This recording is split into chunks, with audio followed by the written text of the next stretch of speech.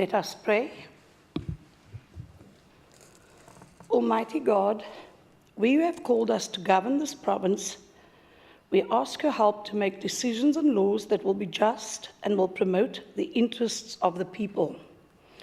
Almagtige God, ons bid dat u gedurende ons vergaderings ons die nodige wysheid sal gee en ons motiewe suiwer sal hou en dat u ons sal help om ons tekortkominge te oorkom en al ons besluite aan u op te dra.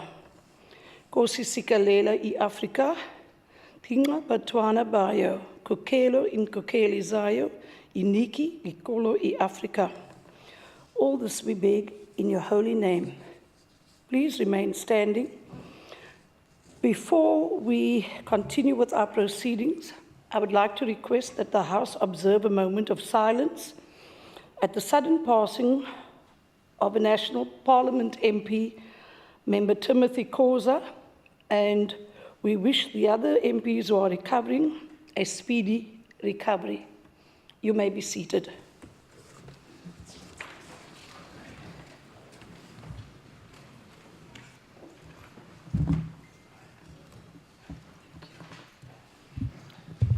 Good afternoon, members, our guests in the gallery.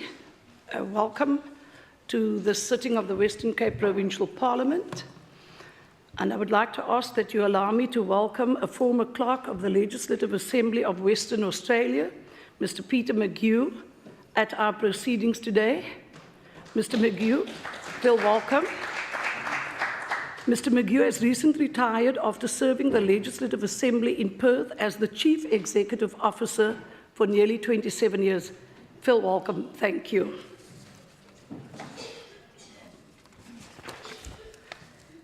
I now recognise the Chief Whip. Thank you, Speaker.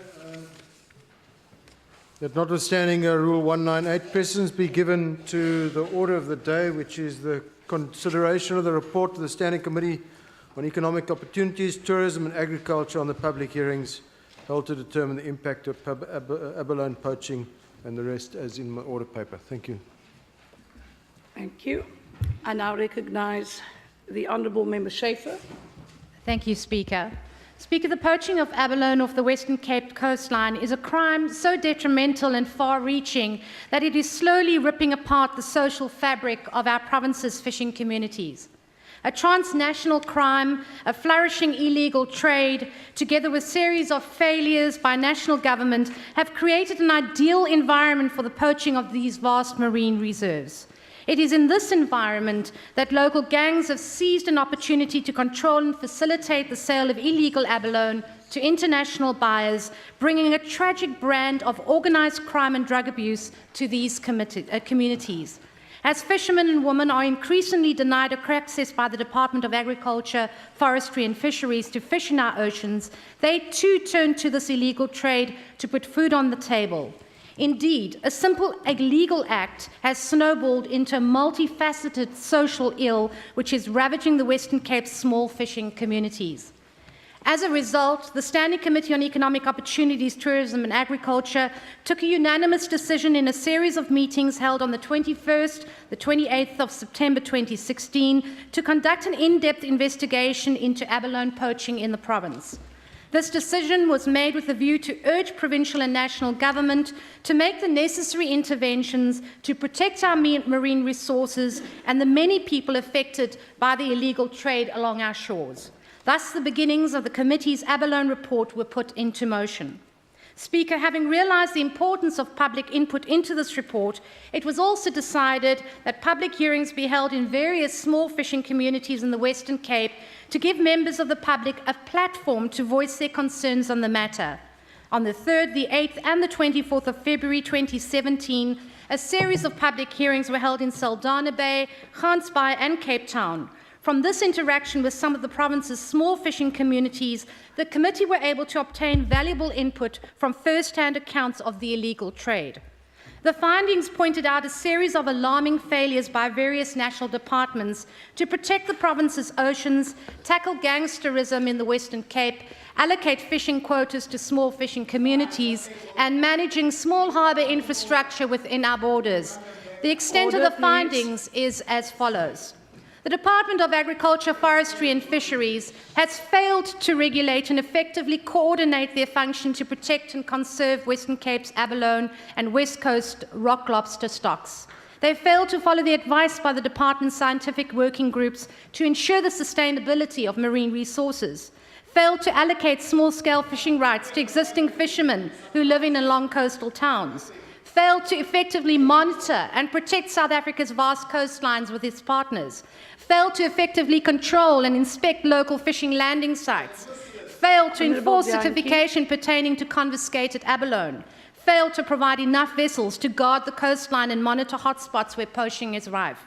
The South African police services have failed to provide enough visible policing in coastal communities where poaching is rife, failed to implement coastal marine units such as the water wings to directly tackle poaching, failed to investigate and clamp down on police involvement in poaching syndicates, failed to arrest and convict syndicates and poachers more effectively, failed to have an organized crime project investigation unit to dismantle criminal syndicates by prosecuting its members and seizing their assets, and effectively collaborate with the South African Navy to curb poaching, which is now, as we said, considered a transnational crime. Members, there's a speaker on the floor. The National Department of Public Works has also failed to maintain the 12 small boat harbours of the Western Cape, resulting in serious degradation of these public assets, an increase in crime and a failure to develop their economic potential. But the committee, Speaker, has made the following recommendations to various Western Cape government departments to also further investigate. One, that the Western Cape's Department of Community Safety liaise with the national government for the establishment of specialised police units. Sorry, there's a member on the floor. Would you kindly take your seat, please? Honourable Dankie, you're rising on a point of order. Yes, on a question, I just want to know from her if there's Honourable anything that they've succeeded on. So that's the question. If she can just share one thing that they succeeded on. May I address you? Okay.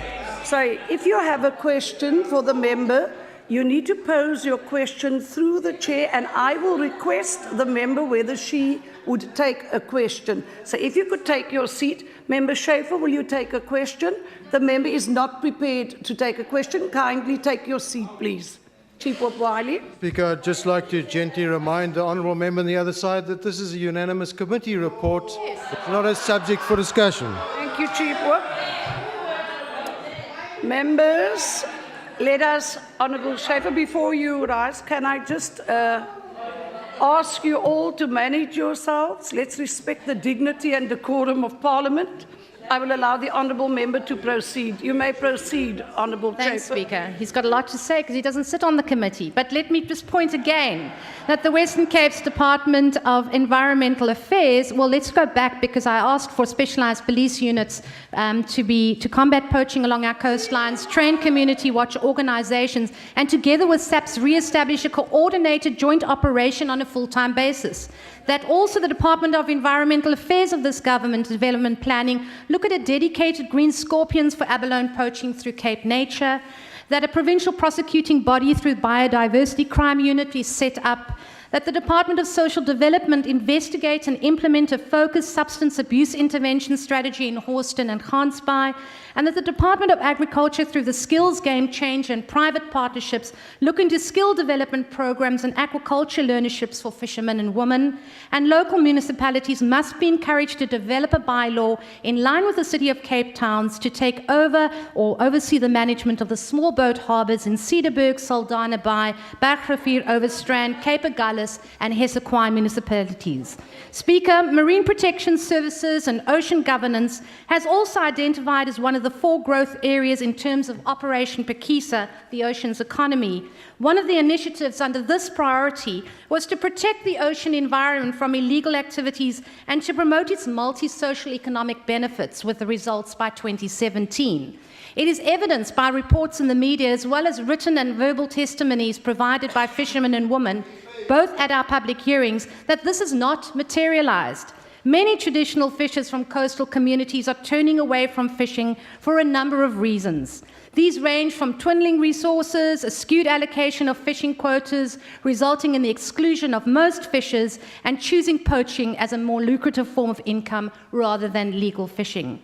It is evident, Speaker, that national government has failed to deliver on this mandate to protect manage, and grow our marine resources in order for small-scale fishing to be ecologically sustainable and economically profitable.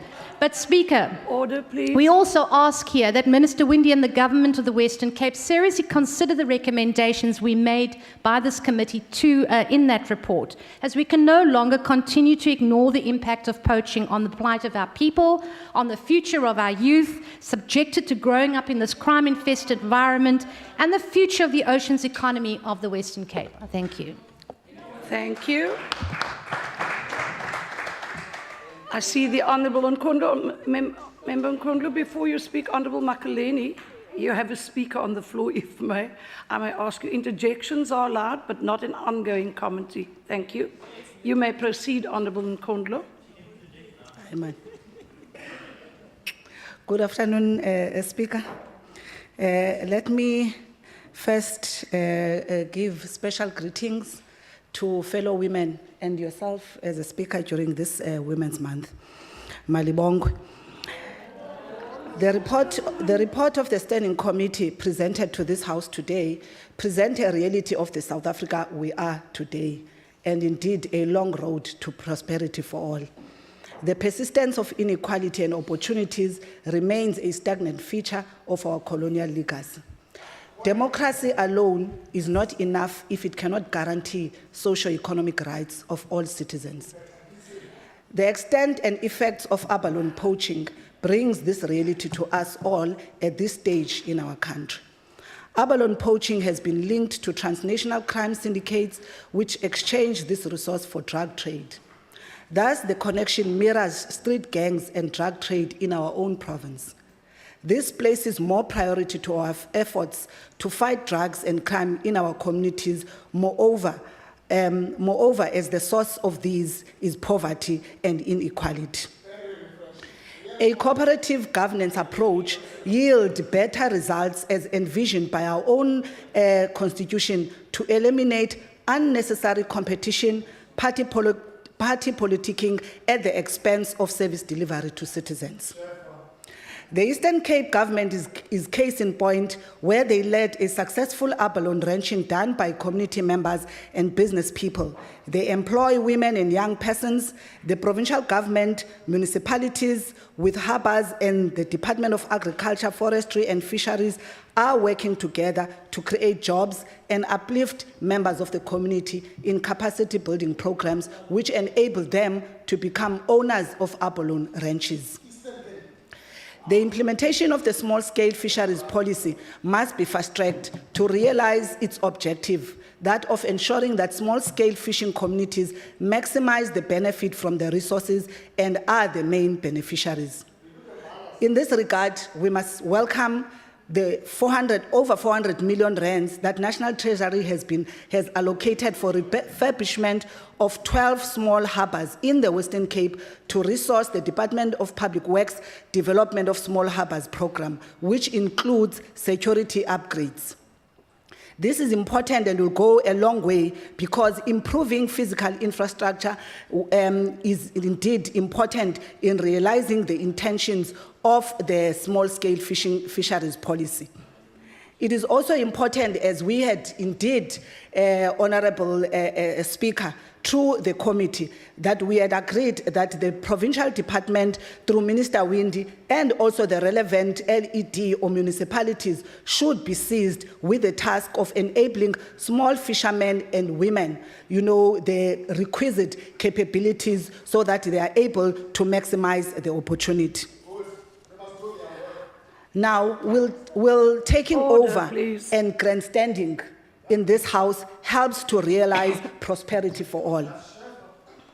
The marine resources, indeed, honourable members from the other side of the House, are a national competence. And the MLRA Act supersedes any bylaw. So it is important for us as we engage in this program, we understand that as a fact. And we also know that the oceans economy and the program Pakisa, that here in the province, the DA-led government has decided to call Kulisa. is that this does not help South Africans when all of us, at most, when we have to realize our responsibility, we portray a toddler mentality that it will always come in the house to grandstand and throw tantrums. So it is important that we provide evidence of our capability, because amongst others, it is in this house that we have been asking a clear and a targeted SMME and localization programs beyond the red tape that we are always talked about. In conclusion, Madam Speaker, we have to do more as government across all spheres and tiers to give true meaning to the realization of an inclusive economy where race, gender, and class cannot be a basis of one's socio-economic standing. I thank you. Thank you.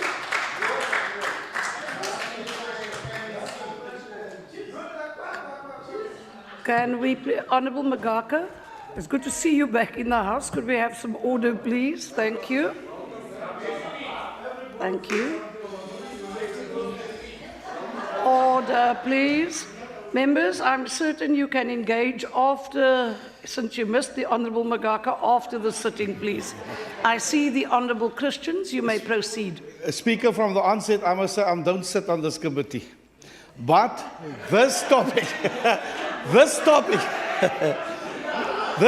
Order, please. This topic is in the public domain and in the interests of the people of the Western Cape, and that's why I want to throw my 1 minute in. Speaker, I want to thank the committee because public participation is important, but I think it's also important that we must agree at the moment national government is failing us. They're not looking after our harbours, and abalone and crime is increasing.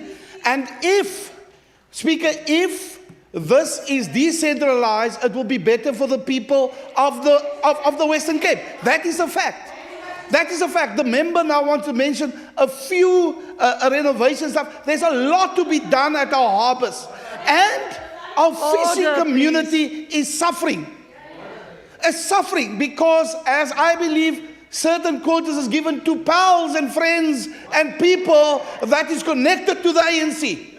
That is the problem, Speaker, and our people are dying out. Fishermen that was involved for years is no longer gainfully employed and now are doing illegal abalone and all of those things. It's happening in the coast. But we must support the committee and support the recommendations. I thank you. Thank you, Honourable Christians. Members, can we have an order, semblance of order, please? Thank you. Excuse me. Okay. I now see the Honourable, the Minister Windy. Thank you very, very much, Speaker. And first of all, can I say that I really welcome this report. Obviously, and I'll end off with how we as government will need to deal with it once this committee has finished the deliberation and obviously landed it with us. But I really do welcome it because, as you've heard from some of the speakers, we have communities, specifically communities in our small towns that are around our small harbours that really are suffering.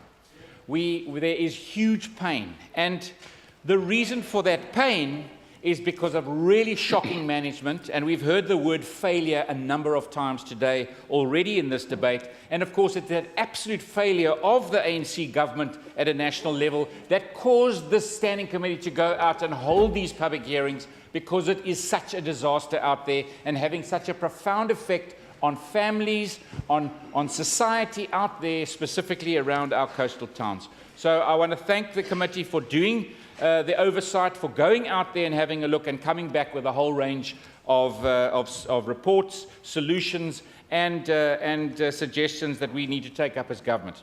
I sincerely hope that at the national government, they also take this report very seriously. One of the areas of focus is skills, and I agree with it, and you'll know that it's a game changer within the province. And I went to have a look already to see where we are already through the skills game changer, and I see that already through some of the aquaculture companies, Abergold, HIK, and Doringbraai Abalone, we are already involved in skills programs with those companies. because we do believe that, first of all, direct skills in aquaculture is one of the areas where we are going to really empower communities along the coastline, and we will definitely take this into a process to see how we can expand on it in line with the report. A lot of noise around small boat harbours, and it was very interesting listening to this first ANC input into this debate. Of course, they were part of this oversight, and I'm going to be really looking forward to the Honourable Chacham's reply to this debate and to what I'm going to raise right now. First of all, we heard about the money that the National Public Works has given to Public Works for fixing these small boat harbours. Now, obviously, the honourable member has been here for a few years in the House, but hasn't been listening because this has been raised countless number of times. Do you know that the National Public Works gave money for the provincial harbours, small boat harbours, to be fixed up, because a lot of them are in really shabby-looking state, belonging to National Public Works. But who do they give it to? Not to the Minister or the Department of Public Works in the province. They give it to the Kucha IDZ in the Eastern Cape to come and fix the harbours in the Western Cape. Now, first of all, how on earth does that work from an oversight point of view? Is this committee going to go and have oversight at the Kucha space on what they're doing work in this province? I mean, that is the first basic around governance and financial management, and what is it? A total failure. That's why we're having this discussion, because of a failure at a national level, and everything that they try to do, they fail again. So that's a total failure. So it'll be interesting to see whether the Honourable Chacham can quickly Google the National Department and find out why they did it. Order, please. The second point, as raised by the ANC, was this blurring between Pakisa and Kulisa. How many years have you been in the House? Kulisa is the Western Cape project that looks at growing the tourism industry, the agri-processing industry, and the oil and gas industry. We as a government are very involved in Operation Pakisa. We are key partners in that. We go to all these meetings. The problem is they have all this nice talk, but you see very, very little action. And in actual fact, if you think about the small boat harbours and this specific issue, on the 22nd of July 2014, and that was only when I got involved in this department, but prior to that, we all know of the study on the 12 small boat harbours, and for years and years, in actual fact in excess of 8 years, this government has been trying to engage with the national departments around small boat harbours. And still today, 8 years later, there's no action. The money's given to some agency in the Eastern Cape, and we don't really see action around enabling an environment of small harbours that are actually going to make a difference to people on the ground where they live. What do we do instead? How do we fail? We give fishing quotas to people in Pretoria, as we've heard earlier, friends, mates. We all know it. But what I'm going to say in this House is that in actual fact, what we really would like is we would like the responsibility of our coastline passed to this province. Let's get the responsibility of this passed to this province. We've heard a lot of noise about, well, show us what you've done. Give us the responsibility, and we will show you what we will do with fishing quotas, with small boat harbours, with really creating an enabling environment for growth and jobs. Because where we do have that competency, every single time we report back to this House, we report on growth and jobs in those environments where we have the competency. But it's failing wherever the ANC has that competency.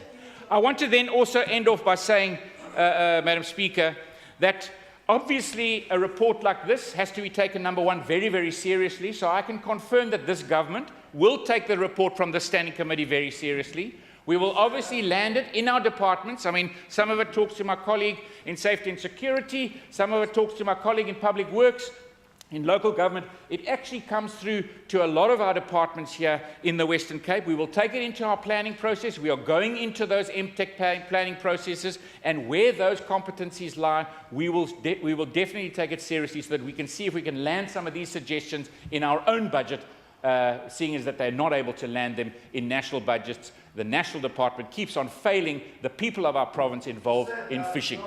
Thank you. Order, please, members. The Honourable Davids and Magaka. Order, please. Members, let's not get into mudslinging and name-calling. We are to remain honourable in our intentions. Please, let me not get back to the rules and the dignity and decorum of this House.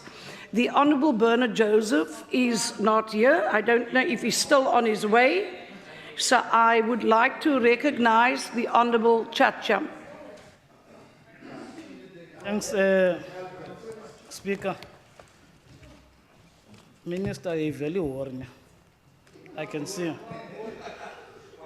The Department of Agriculture and Forest and Fisheries is mandated by the Marine Living Resource Act of 1998, Section 7, 9, 12, 39, 45, 47, 50, and 77, and of the Marine Living Resource Act, also of 1998.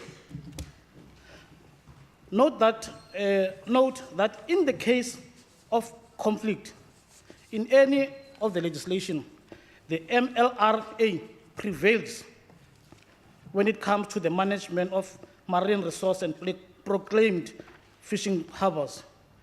Therefore, it means the cities can pass their laws, but the cities cannot infringe on the mandate of government to manage harbors, as these are under the management of National Government Department. That you must internalize. It will help you. You know, how does a provincial government that is struggling to fulfill its duties, to want to take more responsibilities, when already you cannot support small fishing communities? Where is the assistance given to local communities? You don't do that. No. Order. Honourable Chacham, just 1 second. Minister Windy. Honourable member prepared to take a question? No, you Member Chacham, SMS. are you prepared? You can SMS, I will respond.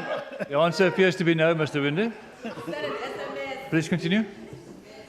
The DA just wants to take over national competencies at the expense of service delivery and under expenditure to try and compete with national government, spending money on service already available in this case, Therefore, the DA must stop trying to push bylaws through local municipalities to try and take over harbors. It's not going to happen. It's a futile exercise.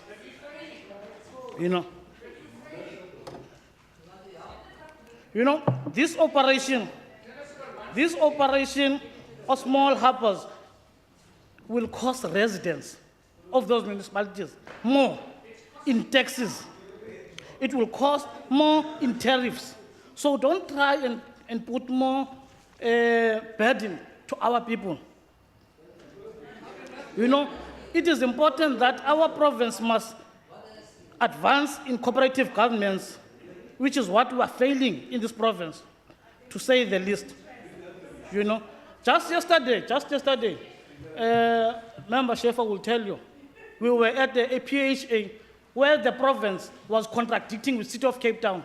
They don't talk together, You must stop those things. I'm just asking you, do your work properly, The point that we agree that the levels of poaching are a problem. But because of the new processes and the resources that have been put there, you can check in the last 4 weeks what has been happening. There's been a lot of arrests in relation to illegal poaching. If you don't know, that I can assist you and your department to feed you with that information. Let me also tell you, complaining about, Minister, you complaining about the Cougar being given this responsibility. But Cougar is already involved here in this province. The Saldanha ITZ, Cougar is already intervening there because they have the skill. They have the skill, they have the know-how, they have done good in the PE. That's why Westgro decided they can't run that thing. They must ask Cougar to intervene. So that's what is happening. Thank you.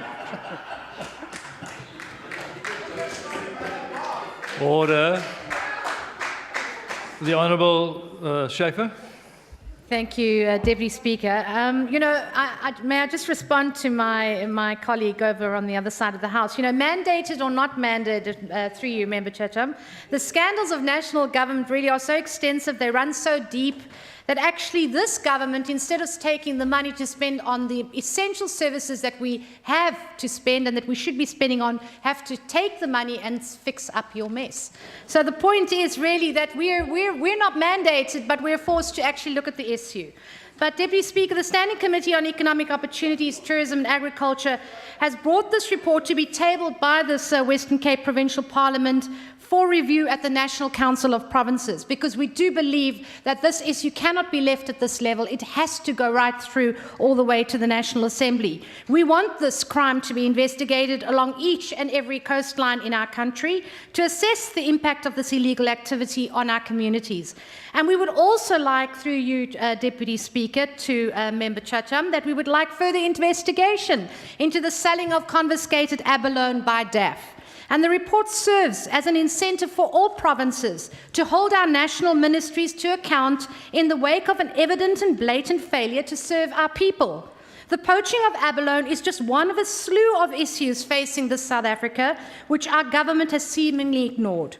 We cannot allow a national government to continue ignoring the needs of South Africa at the peril of her people. This must be investigated. But before I conclude, Speaker, I really would like to thank my standing committee and my committee coordinator, Zahida, for her work in producing this report. It is rather extensive. It's close to 100 pages, and it took many months of hard work. Deputy Speaker, I hereby table the Standing Committee report on the impact of abalone poaching on small-scale fishing communities for consideration by this House. I thank you.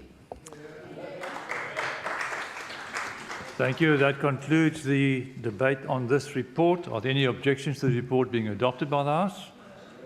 Is there an objection from ANC? ANC's dissension will be recorded. We then proceed to interpellations. The first interpellation, Minister Bredell. I see Minister Bredell. Agbare Spreker, baie dankie aan die agbare lid vir die interpellasie. Die beweerde korrupsie se Knysna. Agbare Spreker, die kort antwoord hierop is nee, ek weet nie. Ek het aan die agbare lid geskryf, my kantoor het aan die agbare lid geskryf op die 26ste en op die 28ste Julie per e-pos om te vra kan ons meer inligting kry omdat ons eie oorsigrol baie ernstig opneem en omdat ons ook die lede se oorsigrol baie ernstig opneem. Ek het die eerste oproep vandag 12:30 gekry van die agbare lid, so nou weet ons ook hoekom hulle nie weet wat aangaan in die staande komitees nie, agbare lid Wiley. So wanneer ons klagtes ontvang, dan gee ons altyd die munisipaliteit kans om hulle sake aan ons te stel en dan sal ons departement kyk na die feite en dan sal ons besluit op 'n forensiese ondersoek al dan nie. In hierdie geval is die kort antwoord ongelukkig as ek nie bewus nie. Dankie. Agbare Jantjie. Ja, baie dankie aan die jong speaker. Ons het nou gehoor, die LER van plaaslike regering in die Weskaap sê, hy weet niks wat in Knysna gebeur. Hy sê homself vir ons vra van korrupsie in Knysna, hy sê, ek weet niks nie. Dis die LER van plaaslike regering in die Weskaap. We must be very worried. We must be very worried when an MEC says, in order for me to know, you must tell me. That must be a big problem. Really, it's a problem.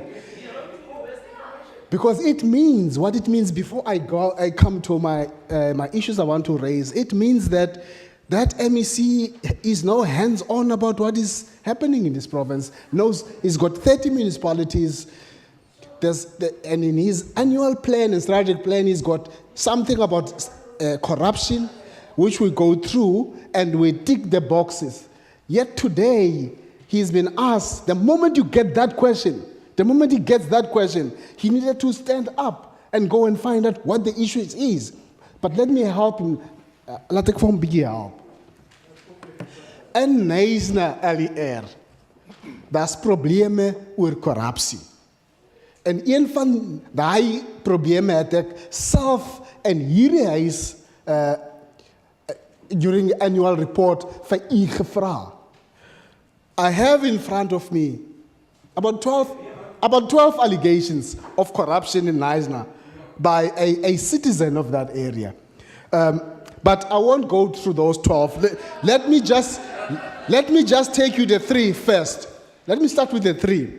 The first one is the illegal ISDF tender in Knysna. That is what I raised myself in the house to the MEC. Vandaag said I LER vir ons, ek weet niks. So he doesn't even know about this ISDF tender, which it is alleged that he's not far from it himself. Maybe that's a reason why he doesn't know. The second one that is being raised is the issue of the illegal appointment of Dawie Adonis. Ek het daai ook self in hierdie huis in a motion gereis. Dieselfde ding. Vandaag, hy weet niks nie. Die derde. Honorable Jantjie, your third one you can keep over for, Okay, for your ek next is op slot. pad, ek kom terug. Honorable Simmers. Speaker, ek moet dankie sê dat dit mense dan weet wat die substansie van die vraag is, maar in elk geval. Speaker, over the past few years, there have been numerous allegations of corruption, which my colleague has now highlighted a few, of corruption leveled against Knysna municipality.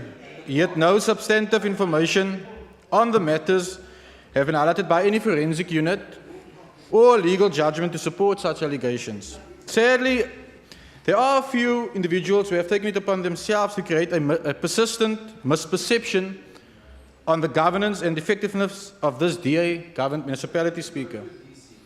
The accolades that the Knysna municipality have received from various national and provincial departments since 2011 to date acknowledges the accountable and transparent governance the town and its satisfied ratepayers experience. A stark contrast to the intention of the vague allegations of corruption that serves before this House today. Arme shame, Speaker. Speaker, Knysna is among the jewels in South Africa's tourism box. It attracts thousands of tourists each year. Until these allegations are substantiated with facts about maladministration in the area, we have no reason to doubt the running of this area. Gee die stavende feite, my collega, dan praat ons weer. Honorable Jantjie. Laat ek terugkom na die twee MEC Bredel. Laat ons oor Dawie Adonis praat. Do you know that since September 2016, the Knysna Municipality Council has failed to act on a complaint about his unqualified for the position that he filled? Do you know that? As no Dawie Adonis. Dieselfde ding wat ek hier gereis en hier reis through in motion. Do you know, MEC, about the tender itself, that the Knysna Creative Heads Consortium, headed by Chris Mulder, a locally based major property developer, was granted the initial tender to plan the future of Knysna? You're aware of that? I'm trying to help to get to this because you said you don't know anything.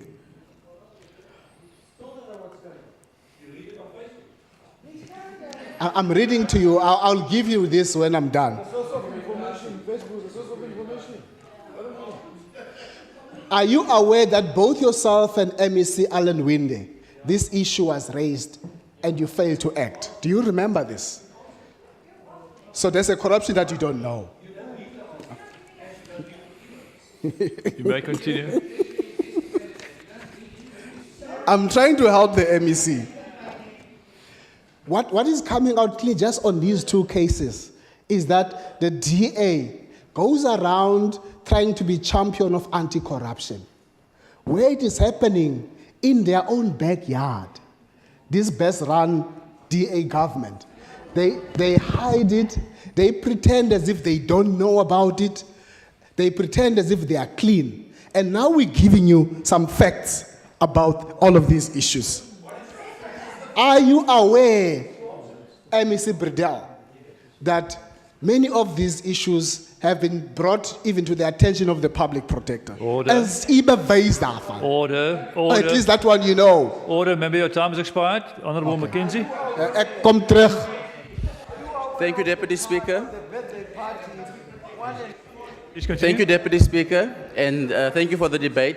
Deputy Speaker, one can just start with interpellation, and the question is, whether the allegations of corruption in Knysna have been brought to his attention. If so, what intervention has he taken? Now, the honourable members, what the Honourable Minister Bradell did was something probably out of the ordinary.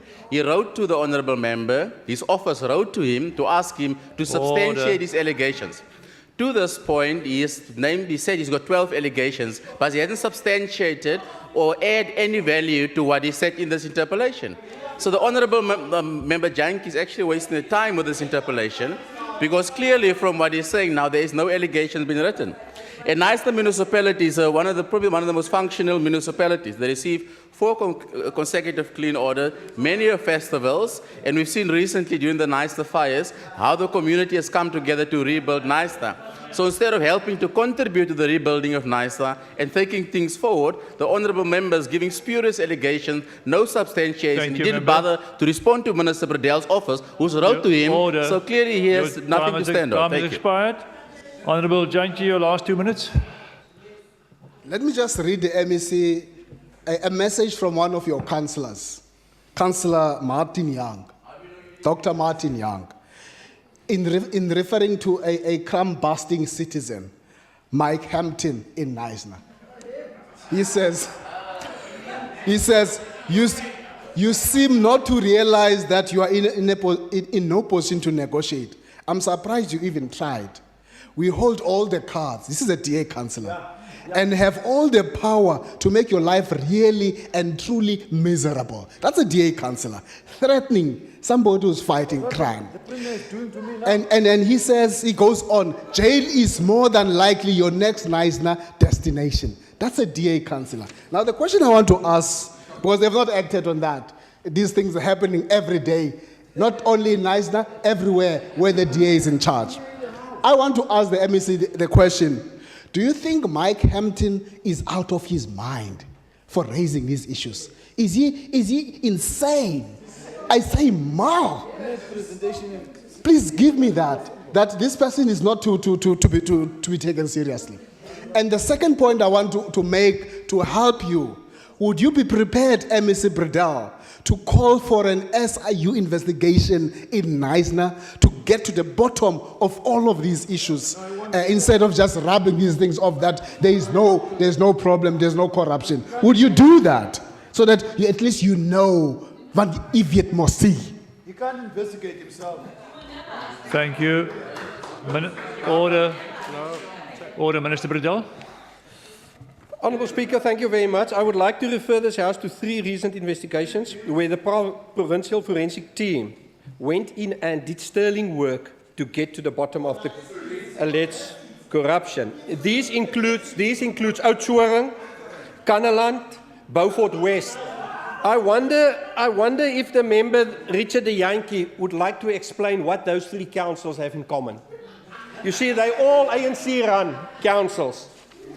Now, the problem that I've got, Honourable Speaker, the problem that I've got is that if any member in this Parliament is aware of any corruption, they should go to the police and lay a charge, otherwise they're guilty of corruption. And you haven't done that. Okay. On the Knysna issue was investigated by the Public Protector. It was investigated by my department. It was investigated, or they appeared twice before the Standing Committee or the Petition Committee in National Parliament. There's an outcome, and the outcome sometimes is no. No is the answer, Honourable Speaker, but the Honourable Member wants to make politicking out of a lot of rumours. If he's got facts, he must lay a charge at the police station. I'm not going to pronounce myself on if members of the public is insane or not. Members of the public got the right to write to us, to put their concerns on the table, and we will need to be fair and listen to the other side. We will investigate if necessary, and we will come to a conclusion. We will not sweep any kind of corruption under the carpet. We as a department will act irrespective of the political party that's in charge or not. We appreciate the public. Order, Minister. Honourable Janki, please calm down a little bit. Give the Minister a chance to respond now. Minister? We've always appreciated the public's involvement in our councils, their comments, and because they also do have an oversight role over us. And that's a very serious role. But we must also acknowledge the fact that the council is doing very good work. We've seen it in the current disaster. So, you see, Honourable Chairperson, it's a pity that the Honourable Yankee, who couldn't tell us beforehand so that we can prepare a docket for him and come to this house, then we would have dealt with it. Thank you, Minister. Your time has now expired and the time for this interpellation is finished. Yeah. I understand there's an arrangement that interpellation 2 be withdrawn. We then move on to interpellation 3. Honourable Botha to Minister Fritz. I see Minister Fritz. Thank you. Now, it's quite a serious matter that the honourable member is raising.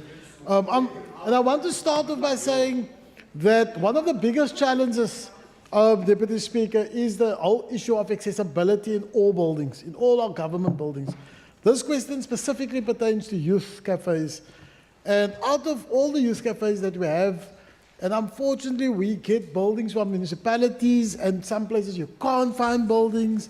Honourable Makaleni will tell you how difficult it is just to get venues that's also possibly and conducive for youth work in a particular area. And so unfortunately, of the 8 youth cafes that we have, 7 of them there's only one that's fully accessible for people living with disabilities. And if we talk about people accessibility in terms of people living with disabilities, we're not just talking wheelchairs, we're talking all other kinds of disabilities. Like people who are blind and having particular against the wall, and little patterns that assist you with moving in. For people who are hearing impaired to be able to look at signs. So it's a bit broader, Honourable Member of... thank you. The recently launched Grootbrak a youth cafe, which is a newly built one, where one could build in new specifications to deal with people living with disabilities. That's fully accessible for people living with disabilities. And we are very, very proud of that specific one, right up to the toilet facilities and wheelchair accessibility for that. Sorry, what?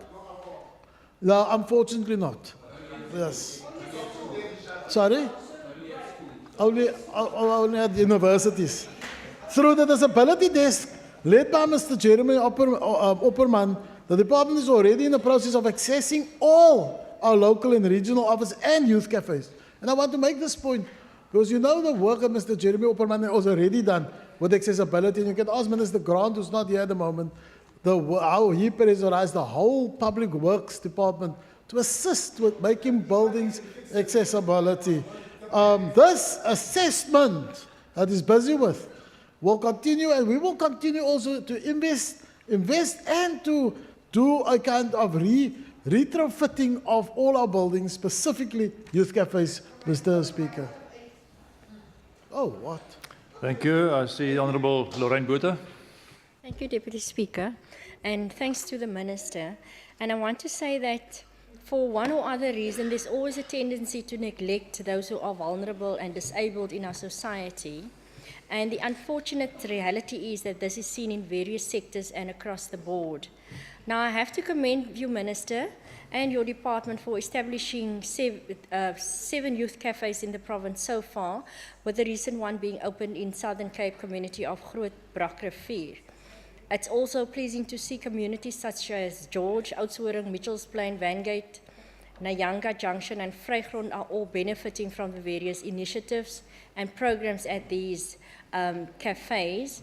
I have to congratulate you and your department for ensuring that the Nyanga Youth Cafe not only has components of the mod center, but it's also fully accessible to people who are physically disabled. And it is imperative, Speaker, that we continue to send the message out to our young people that our facilities caters for youth needs as well. We should further continue to make our communities aware that our facilities are open to any person, regardless of the situation or circumstance. In fact, the message we should be driving home through our youth cafes is that this facility has been established to improve young lives. it is vital that every single youth cafe, whether established or still in the pipeline, be user-friendly for all our disabled youth. We have an opportunity to also improve their lives, so let's build that wheelchair ramp, Minister, if we have not done so. Let's build the railing if we have not done so. Let's ensure that there's a bathroom that can be used by a physically disabled person. Let's also ensure, Minister, that computer programs are installed for the visually impaired. Thank you. Honourable Makaleni. Enkosi Deputy Speaker. Uminister namhlanje usixela into yobana le program ye-youth cafes can only have one or inelani ka-A1 qha apho abantu abatsha aba-disabled can access freely le lantuka as youth cafes. In fact, kudala ndithetha mihla nezolo ndiphakama kule parliament into yobana okokuqala i-youth cafes in its current form is not sustainable. Umzekelo into bayenza Rocklands Cafe ngoku bayivala kanyanzeleka bayivule Mitchells Plain. In fact, imali abayibhatalayo kwi-youth cafes abakwazi uquantifya ngenyanga ukuba imali abayispenda and bangenza njani ukuqinisekisa ukuba i-youth cafes ziyakhula within i-plans ze-department. Okwesibini ngoku siva into yobana the same youth cafes are not even accessible to the very same young people, and I am not sure exactly ngubani siyenzela yena as youth cafes xa kani abantu ba-vulnerable in our society cannot access these youth cafes. In fact, kwa the very same youth cafes azikwazi uquantify into yobana ngobani ezibancedayo and sezincede abantu abangakanani, kodwa imali yona sibhizi siyayigalela. Mhlawumbi umphathiswa ngekhasinike into ebhadlileyo ngoku ubheka ngaphambili uba ithini plan yokuqinisa as youth cafe is-sustain, in fact azirole out kuzo zonke ii-communities soba izinto ezinjena zanideka. But I've been telling him into yobana makahlale phantsi akhayijonge enze i-feasibility study kwezi youth cafes ndicinga uba uzingxamele ngento yobana engena-plan iyiyo yolutsha lasentshona koloni. Thank you. Honourable Mitchell.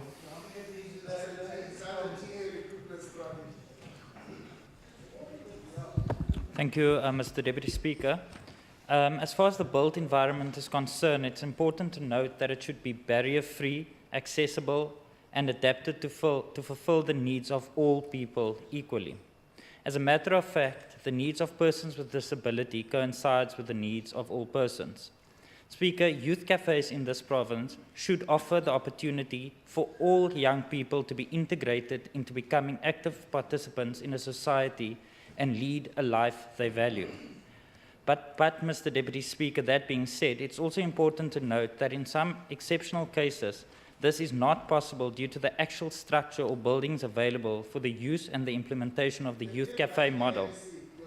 Speaker, I'm confident that we will remain focused on providing a whole of society approach to dealing with the societal problems facing young persons with disabilities in this province. Although more can always be done within the limited scope of the allocated budget, I am confident that all our programs and initiatives being implemented for the youth with the working partnership with various stakeholders in the Western Cape will ensure that every person living with disability is accorded the very same rights we celebrate and enjoy, that they are empowered to lead lives they value. I thank you. Thank you. The Honourable Makaleni. Deputy Speaker, oxabam apha bayavuma into yobana ayikho acceptable. In fact, nam ndifuna ubeka istamp. It's not acceptable into yobana i-youth cafes zethu youth disabled cannot access. There's no absolutely there's no excuse. Uminister yena qha into esimlindele kuyo into yobana uza kwenza ntoni ususela namhlanje ubheka phambili ukuqinisekisa into yobana ulutsha liyakwazi uzi-accessa as youth cafes kuba ndicinga zenzelwe bona nothi thina bantu badala ngolu hlobo ndibona ngayo because ndigcwele kwezi youth cafes kwakwa ngabantu abadala abaphathiswa aba nothi ulutsha. Thank you. Honourable Botha. Thank you, Deputy Speaker. It is clear to me that there is a true desire from the Minister and his department to ensure that our disabled young people also have access to these fantastic opportunities he highlighted. The various partnerships in his department that his department has with the NGO sector, such as the Sozo Foundation in Vrygrond, Wonderful Essays Foundation in Grootbrak, R Labs in Vancape Mall and Mitchells Plain, Amandla, Edu Football in Nyanga, and SAF in George and Oudtshoorn also indicate how important they find it to ensure that these sectors who does amazing work in our communities are included. Deputy Speaker, my hope, however, is that As the Youth Cafe program is expanded in the future, we'll also see more partnership with NGOs working with disabled young people.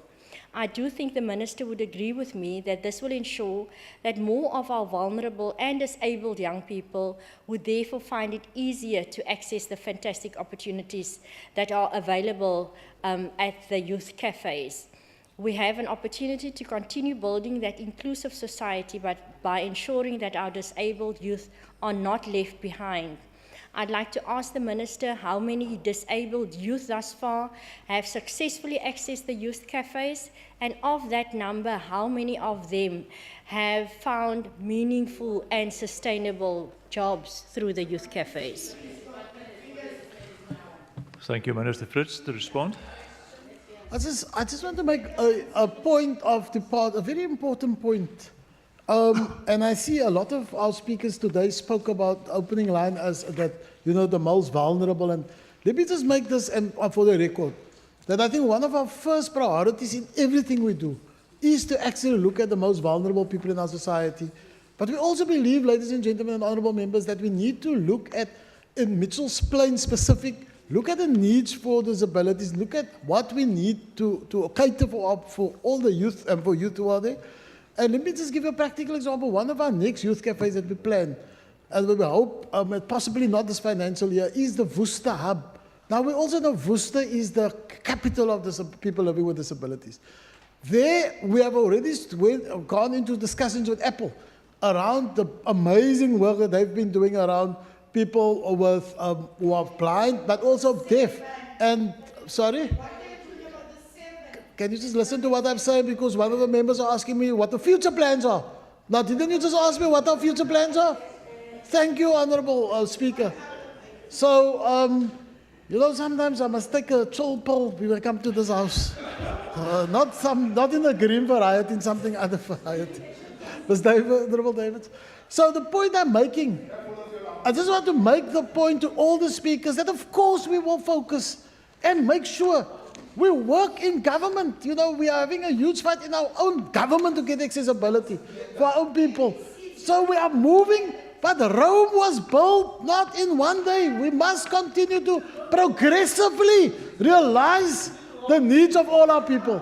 But I also want to make the point, inclusivity will always be the priority for us. We will be inclusive, we will, and the Honourable Botha asked how many people, there's a whole lot. I know of a couple personally now, and it's not only wheelchair-bound people. There's also people who, I remember one young person who I personally interacted with who had cerebral palsy. Order. And that kind of interaction, just continue to finish off your that time. kind of interaction is continuing. I want to come again say we will do everything to make it inclusive. Thank you, Minister. Your time has now really expired. That is the end of that interpellation. We move on to questions on the question paper. Question number 1 to the Premier, Honourable Premier.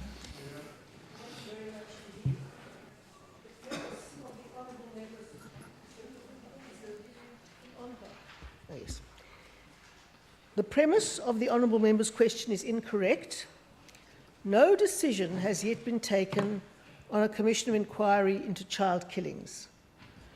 On the 6th of July 2017, my office issued a media statement pointing out that reporting by mainly independent media on this matter was inaccurate, and the NGOs seeking publicity on the matter were being economical with the truth.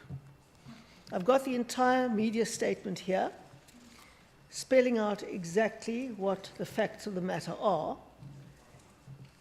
Late in May, a group of NGOs came to see me to ask me to establish a commission of inquiry into child murders.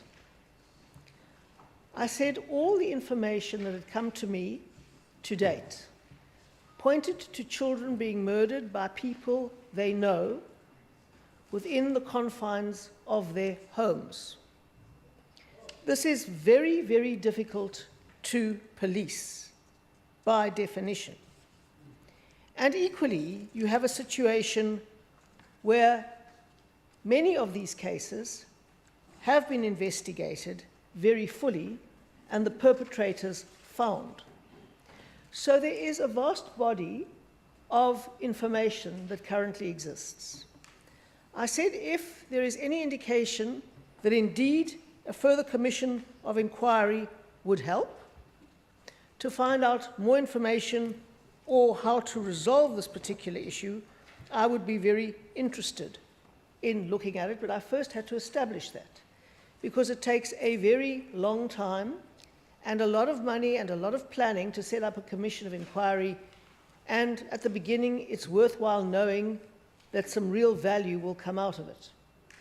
So I said, and I asked them if they would please forward to me 6 cases that they had in mind, which we would then get experts to investigate in detail, to look at all the common factors in those killings, all the variables, all the unanswered questions, and all the challenges in trying to prevent child murders.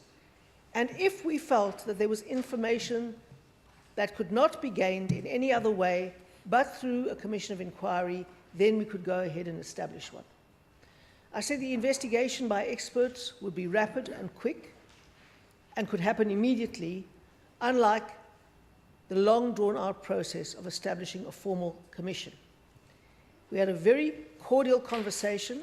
They left with the undertaking that they would send me the names of 6 cases that they wanted an urgent investigation on, and I'm yet to receive those names. Instead, I'm afraid statements have been made, allegations have been made that have absolutely no foundation, and the purpose seems to be simply to get publicity on the matter. I think... Order. Order. Allow the Premier to continue, please. It should also be noted, Mr. Deputy Speaker, that the Institute of Race Relations has said that nearly 900 children were murdered in South Africa between 2015 and 2016. 900 children. Professor Shanaz Matthews of UCT said on Cape Talk that the numbers are slightly higher in the Western Cape than in other provinces, but it is a serious problem throughout South Africa. And I haven't noticed any pressure on national government to appoint a commission of inquiry.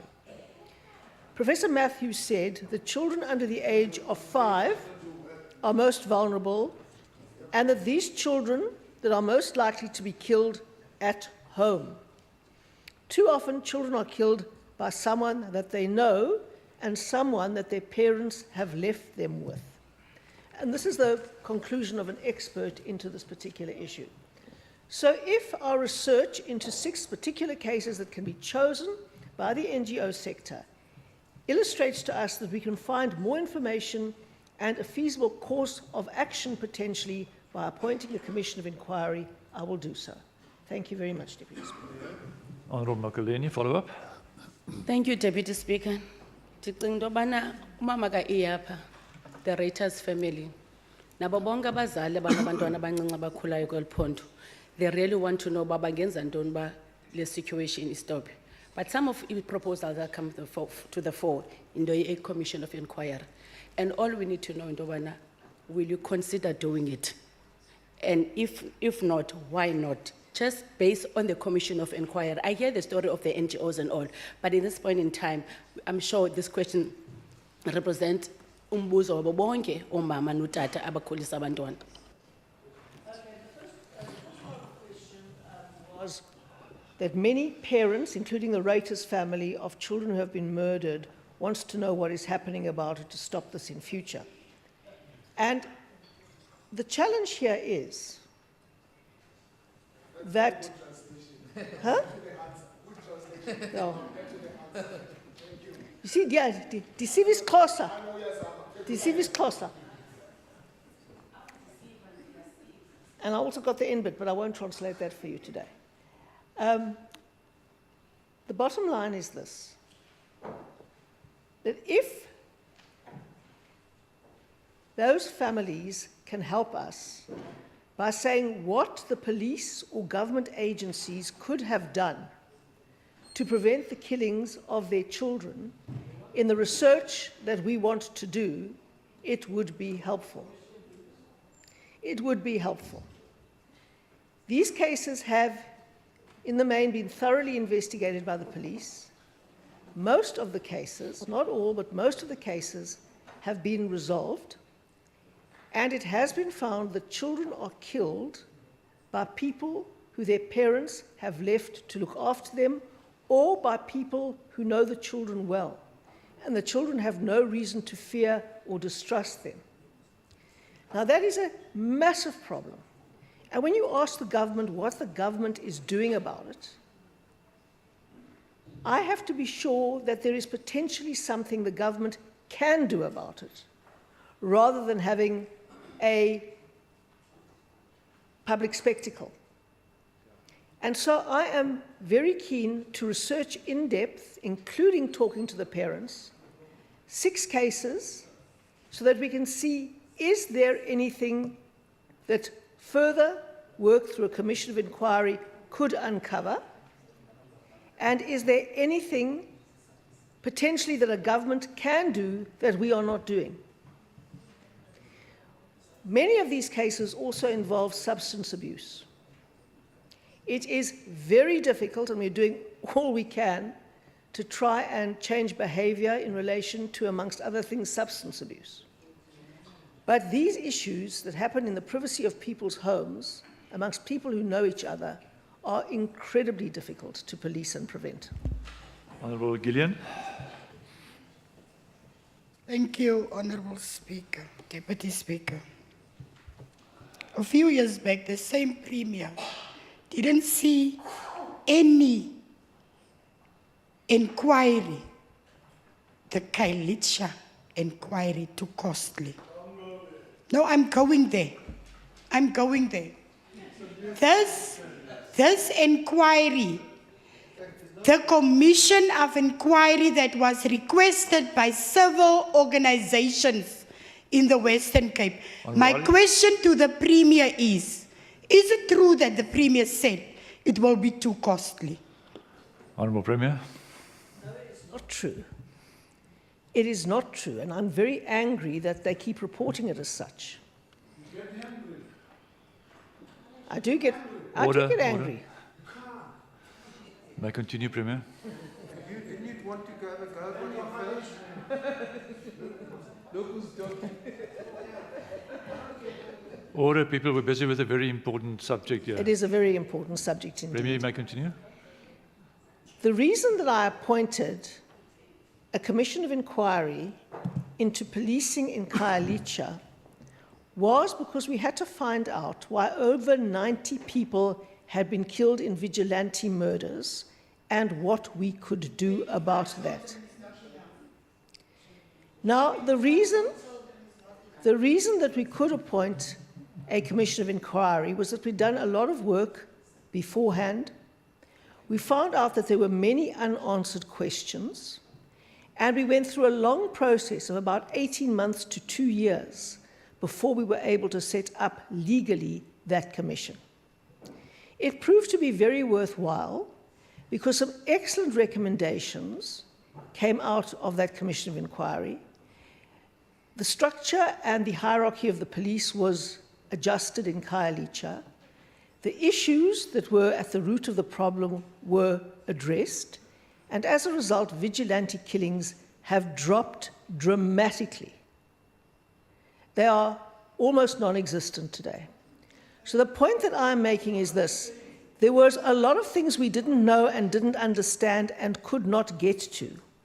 And in the run-up to calling that commission, we found out what they were. I have not said that establishing a commission to investigate the murder of children is too expensive. I have not said that at all. I said before we establish something that is so expensive, we must find out what questions we have unanswered, what answers we need to the questions, and if there is any role a government can play in the circumstances that are unearthed by the context of child murders. That is what I've asked, because it's in any case going to take time, and a lot of time if you want to go through the legal process of establishing a commission. And the NGOs went out of the meeting with me very happy. They would bring back 6 names, we do the preliminary investigation and make a determination after that. So why don't they do it? Why are they jumping up and down, being economical with the truth, to put it very mildly, instead of coming back and helping me get on with the process that they want? Honourable Janchi. Thank you very much, Deputy Speaker, and thank you, Premier, for that response. My follow-up, Premier, isn't the exercise of 6 case studies in rugby terms kicking for touch? Because why is it not important for you, instead of spending 3 months' time for case studies of 6 children, and go straight to attending to the problem and establishing the commission? Why are you kicking for touch? Thank you, Honourable Premier. If you want to respond to that one. I'm not kicking for touch, because if we call a commission of inquiry, we have to have proper terms of reference. We have to know what they've got to investigate. We have to understand the issue that we want investigated very deeply, and we've got to understand if anything can be done by whom and what the questions are that are unanswered that still need to be addressed. We have to know that. And so I need to get 2 or 3 experts who understand this field to go into it and let me know. If they come up with a finding that says the variables are very limited, the common factors are very substantial, these are the common factors, and therefore what we need to do is look into this and this, then I'll be able to do it. But you cannot just go blundering into things. You see, Mr. Deputy Speaker, thus speaks a minister in the government of former Premier Rasool that blundered into commissions of inquiry that were thrown out by the courts twice. Because they just blundered into them, they made announcements for political reasons, and the courts threw them out. And those established the precedents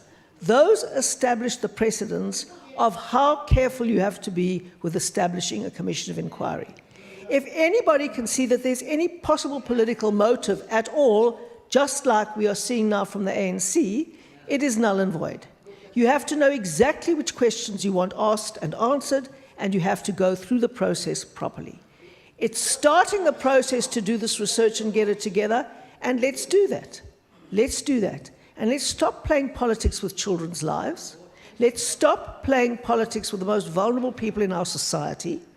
And when I have an agreement and a very cordial meeting with the NGOs, it would be enormously helpful if they didn't go out, twist my words, and pretend that we don't care in this government. We care profoundly. Honourable Makaleni, the last opportunity, then it's 4. Thank you, Deputy Speaker. All in all, the Premier is telling the parents of the Western Cape children that she is not going to establish the Commission of Inquiry. Is that what you're telling them? Premier? Funeka ukhuva. I have said nothing of the sort. Now, you see, this is how things get totally distorted, Mr. Deputy Speaker. Because you see, this is the problem. We're dealing with children who are dying, Mr. Deputy Speaker, and we're dealing with heartbroken parents. And to try and use them as a political football by distorting my words. Order. By distorting my words and by manipulating what I say are actually showing contempt and hypocrisy towards that community. I have met with the precise parents that you have mentioned. I have spoken to the 2 mothers that you referred to, and I know the circumstances of those ghastly murders. The bottom line is this: I am not stalling, I am not kicking for touch. I am waiting for the NGOs to get back to me, and I'm not asking them. Order. Not asking them to do the research for me. I'm asking the NGOs that came, who represent the sector that is trying to look after children in various ways, to give me 6 cases, and we would take it from there. Thank you. We move on to the second question. Honourable Botha to Minister Mbombo. Minister Mbombo. Question 2.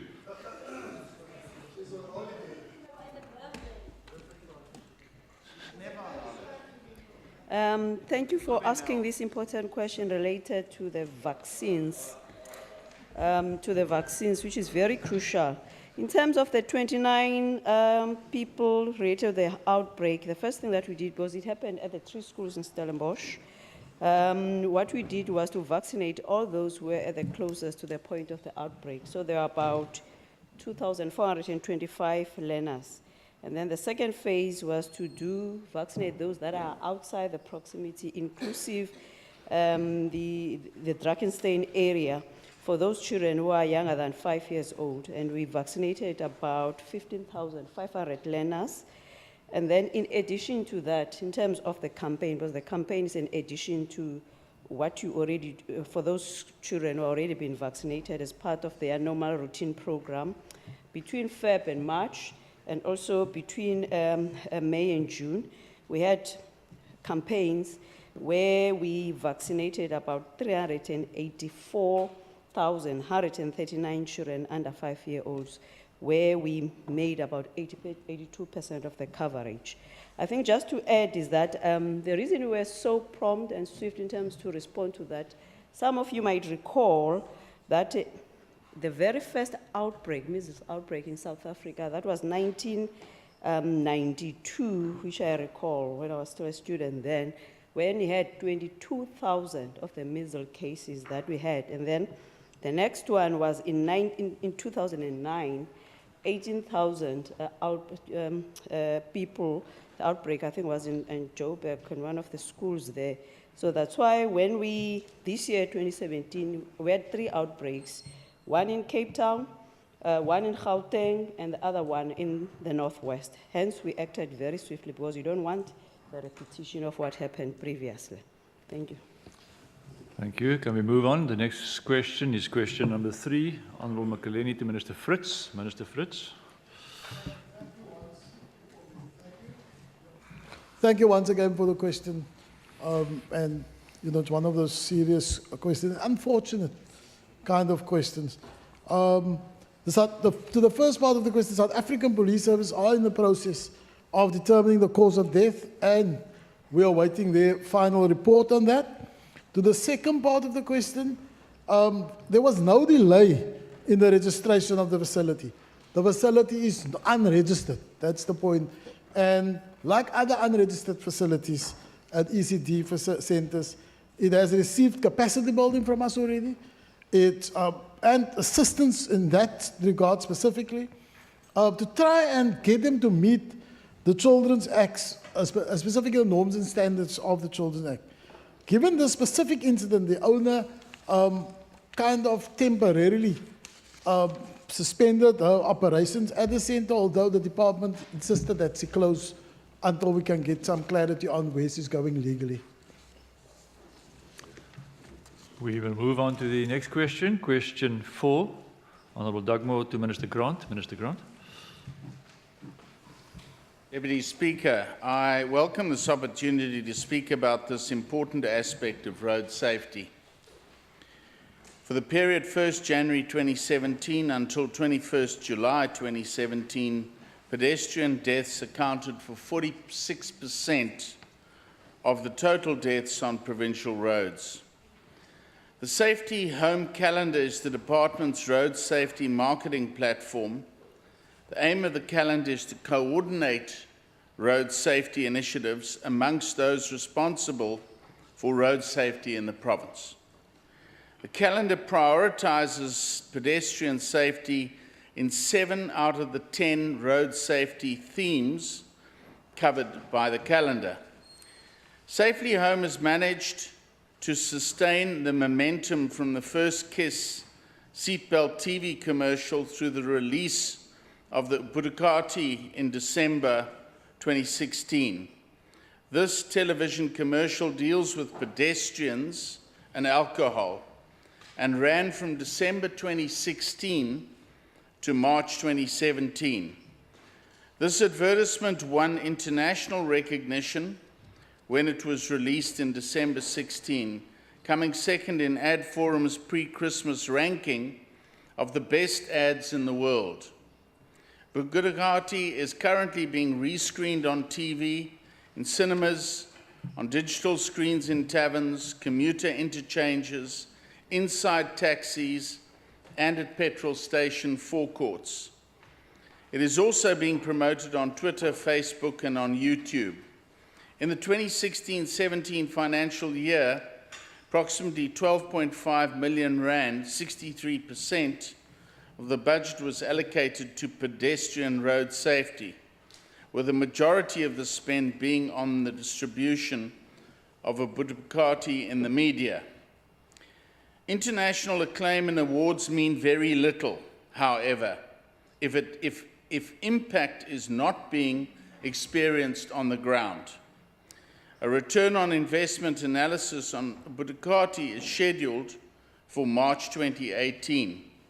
However, it should be mentioned that pedestrian fatality statistics for 2017 have been very encouraging, because 77 fewer pedestrians have died in the period 1 January 2017 to 21st July 2017, compared to the same period in 2016.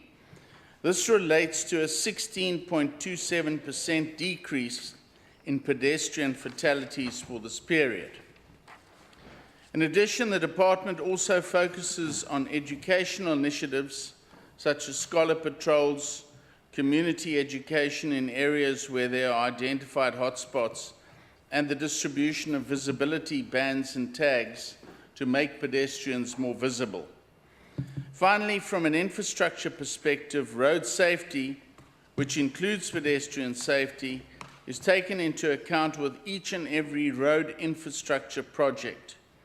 For example, we've just completed 2 projects, the Saint Achterpaal Road and Slent Road, where pedestrian walkways, mainly for school children, have been built along the whole length of the 2 rural roads, i.e. about 15 kilometers in total length. This important topic and other initiatives were discussed in depth at a recent meeting in my ministry involving my department, the City of Cape Town, and SANRAL. Honourable Dugmore. Speaker, I'd like to ask a follow-up question, and that is, given that the Minister has mentioned the media campaign, in particular the production of various videos which have been broadcasted in the media as well as on social media, could the Minister indicate to us how much was spent on the aborted video, which many people regarded as insulting to people from the coloured community? Minister. Deputy Speaker, I speak under correction, but I think it was nothing because it was donated. And it was taken when it came to my attention. When I received a complaint, we took it off the website. It was not in the public domain. It was on YouTube, on the website. And we took it off. So there was no cost to the taxpayer at all. Honourable Nana, I'll give you another chance, Nana, Mr. Dugmore. First, Honourable Nana. But it's not necessarily your chance for all the supplementaries. Honourable Nana, I'll come back to you. Thank you, Deputy Speaker. Minister, many of the pedestrians that are involved in these road fatalities are said to be drunk. What contributory factors is alcohol to the death on the roads of the pedestrians, especially during the festive seasons and on weekends? Minister. Deputy Speaker, the statistics we get from the Department of Health mortuaries indicate that more than 60% of the pedestrians who die on our roads have ethanol in their blood. Honourable Dugmore, see you now. Thank you, Deputy Speaker.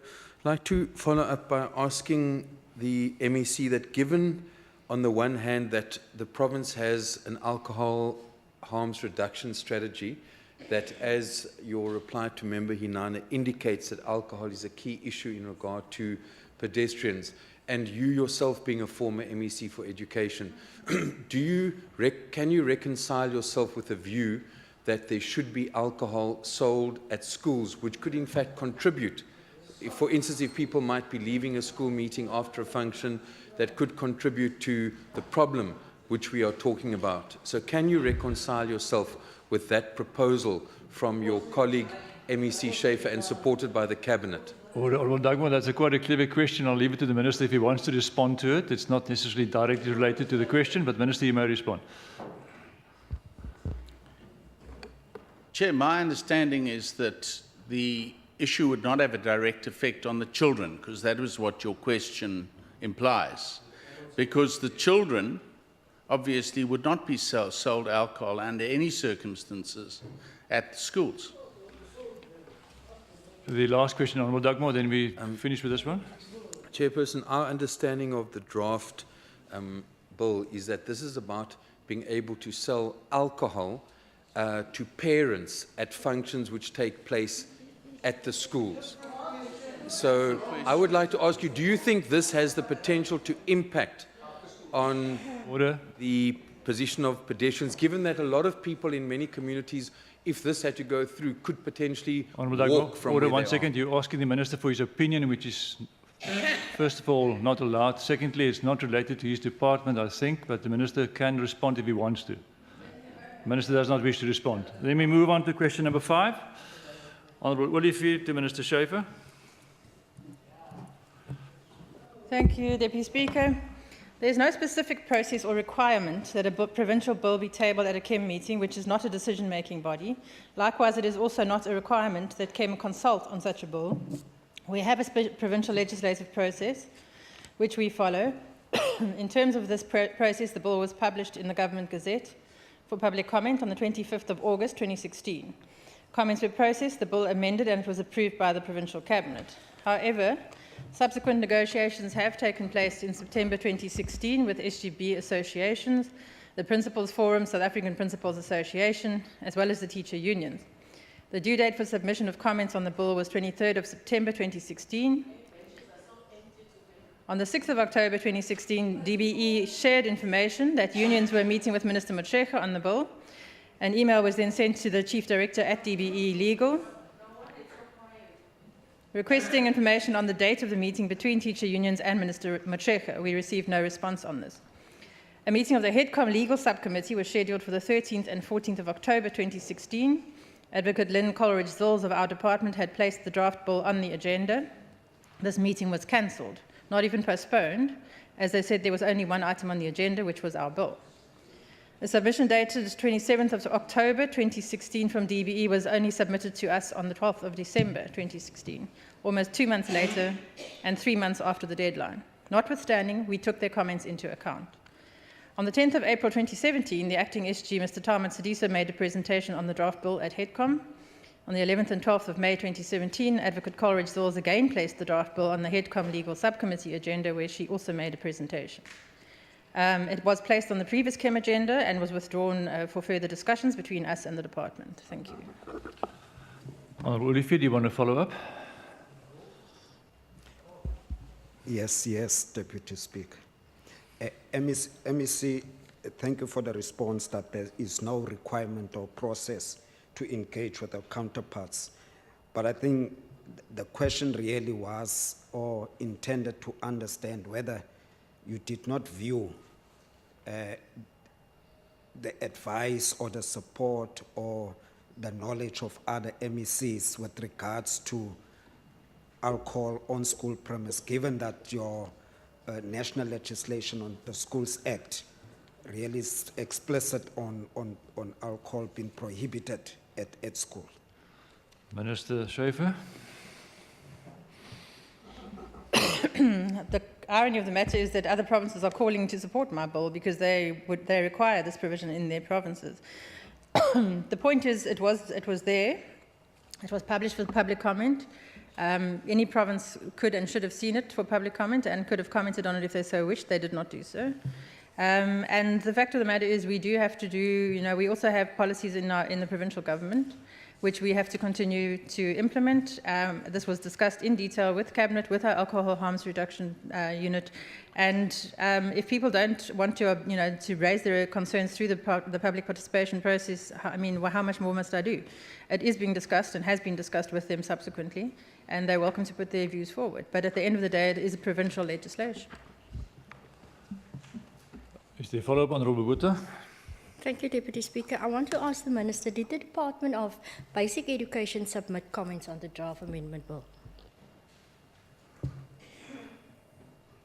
Thanks, Honourable Botha. Yes, they did at 3 months after the deadline, but as I say, we did take them into account nonetheless.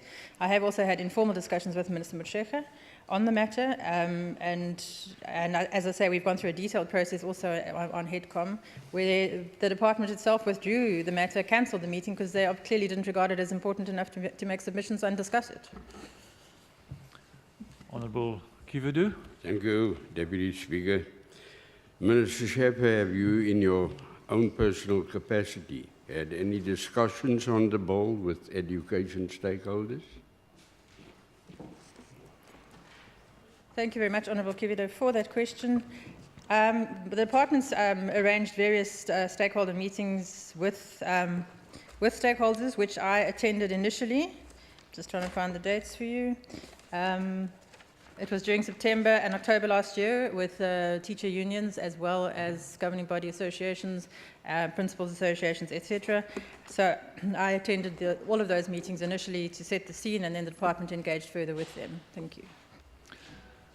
That seems to bring us to the end of questions. We move on to questions to the Premier without notice.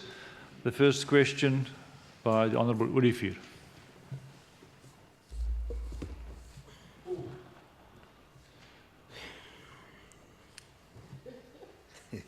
Premier,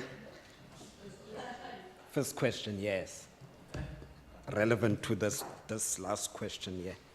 Premier, your cabinet took a decision on the insertion of Section 45B of the Western Cape School Act. I just want to ask from you, Premier, given the enormous challenge of alcohol abuse and social challenges brought about because of use of alcohol, did you support the decision in Cabinet for this insertion of this clause? Premier. Mr. Deputy Speaker, we always have to look at the problem anything is trying to resolve. Any amendment to a law is trying to resolve. The problem is this.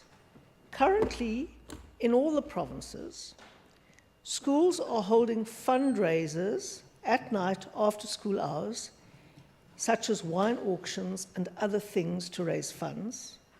They may have another event, like a cheese and wine, in which they would like to serve a glass of wine. And all of these things are happening illegally at the moment. We either have the option of heavy-handed policing, and we don't control the police, so we can't send the police onto every school premises to check. And when there is real crime going on, I wouldn't want to use the police's time consistently in this way. So we discussed a process whereby this could be done legally, rather than the illegality currently happening. And there has to be, for example, an application and a process that has to be gone through, and a liquor license obtained for a specific event that sets rules and criteria that govern that. Now, the bottom line is this.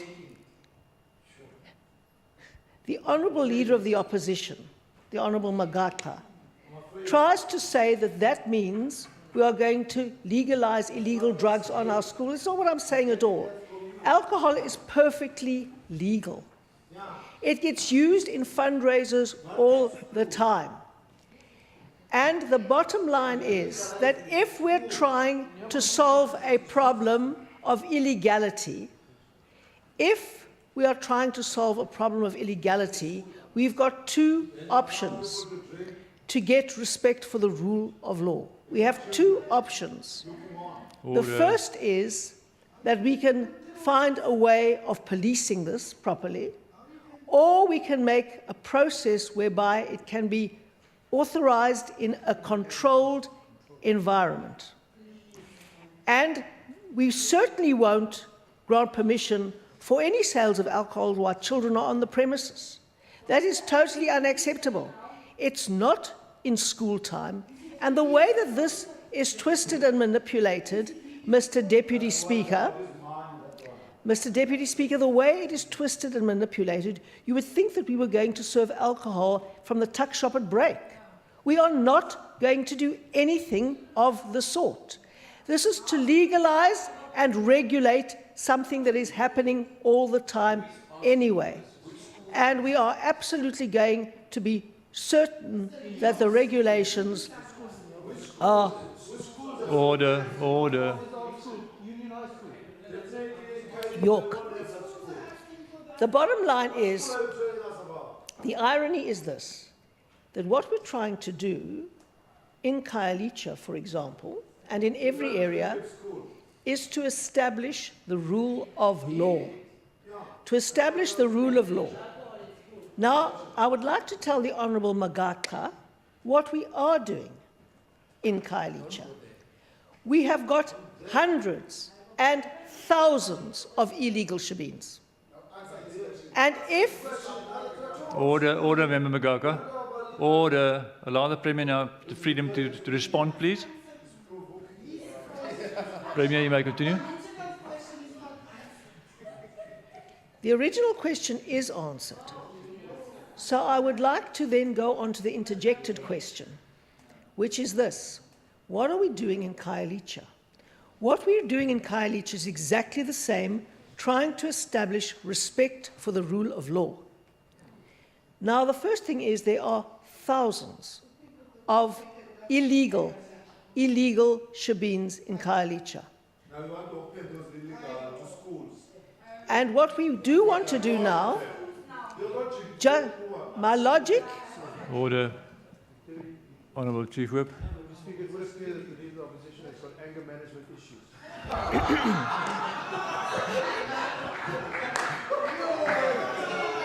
Order. Leader, Honourable Chief Whip, point taken. Honourable Leader of the Opposition, please take that. Please heed that. Member, you may continue. I've spoken about how we are trying to establish the rule of law at schools by setting up a regulatory environment that we can properly control and monitor. I'm also now explaining how we extend that logic to the other illegal processes with alcohol.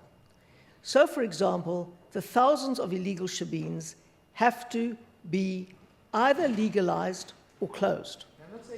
And that is why we are working very hard to ensure that those shebeens that can be legalized and monitored and controlled are, so that conditions can be set for their continued sale of liquor and monitored, and that others are closed down. Until you have established the rule of law, you can make no progress. And it's very interesting that the Honourable the Opposition is so hit up about this, Mr. Deputy Speaker, because if you go to many of the illegal shebeens, you will find on occasion school children in uniform drinking at them, and that is a very serious problem. Is there a follow-up, Honourable Olivier? Only Honourable Olivier is entitled to follow up. It's questions to the Premier.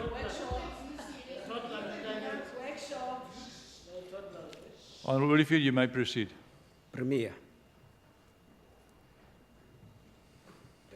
the question is, as much as we want to regulate illegal alcohol use on school premise, the question is what type of a message is your government with this decision is sending out to those institutions of learning, even if we are bringing alcohol to premises, whether it's for fundraising or for whatever the purpose might be, whether it's after hours, because some of the teachers will be using some because they are adults, and it's on school premise. The question is, those are institutions of learning, and how do you therefore bring alcohol into those school premises, and what kind of a message is your government and yourself as the leader is sending? Thank you very much, Mr. Deputy Speaker. The message that we are sending out is that we will no longer tolerate the illegal use of alcohol on our schools. Honourable Olivier, your last opportunity. Deputy Speaker, can the Premier tell us this illegal activities that she is now, or that the cabinet or the department seeks to regulate, which schools can she indicate where is it taking place currently? At which schools, and who has requested this to be regulated? And what was the reasons, or what was the indicators to yourselves that warrant for this legalization of this? Premier. Thank you very much, Mr. Deputy Speaker. I'm not in a position to name individual schools here, because literally I could not do that with any certainty. What I do know is that functions are regularly held on the school premises by parents, teachers associations, by governing bodies, fundraising functions, other events, all sorts of things happen. And currently, although there is very little abuse that I know of, in fact, no abuse of alcohol on school premises at such functions has been brought to my attention as yet. It is illegal even to serve one glass of wine at such a function. And that kind of thing is happening all the time across the board. So we want to legalize it, control it, and be able to monitor it. And that is the purpose. And it should not be twisted and manipulated. There's going to be no alcohol available to children. There is going to be no risk to the children at all. And I would just like to advise the Honourable the Opposition to help us more in ensuring that children don't find their way into illegal shebeens to drink alcohol just off the school premises. Thank you. We move on to the second one. Honourable Christians. Premier, the Standing Committee of Economic Opportunities in Tourism and Agriculture visited the PHA yesterday. And there was also, the department looked at it, and they said the Department of Agriculture announced that it would be conducting a study determining the future of the PHA. I want to know, Premier, what is the government, the Western Cape government, doing to protect the PHA? The important thing is that there are processes whereby one deals with applications, such as any application around the future use of the PHA. And the point of entry into this department is the Department of Environmental Affairs and Planning. And it's not for me to try and override and give instructions. That process will run its course, and we will follow the rule of law there too. Honourable Christians, do you want to follow up? Premier, I also visited the area not so long ago, and not yesterday, yeah, but what the question is that the farmers supply the city with 200,000 tons of vegetables yearly. And Mr. Sunday, that's the spokesperson, said we stand to lose 18,000 hectares of land for mining and urban development. What are you saying about that, Premier? It's an issue in the media, and people want to know what is the Western Cape government doing. Thank you very much to the Honourable Christians. All of these facts will have to come into the process of consideration. This is precisely what has to be evaluated in the decision-making process. And I don't want to preempt that.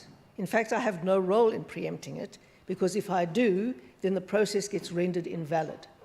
So what I'm sure the process will look at, amongst other things, is the amount of land that is still under productive farming in the Philippi horticultural area, and the amount of land that has already been used for sand mining and what the future of the different pieces of land should ideally be.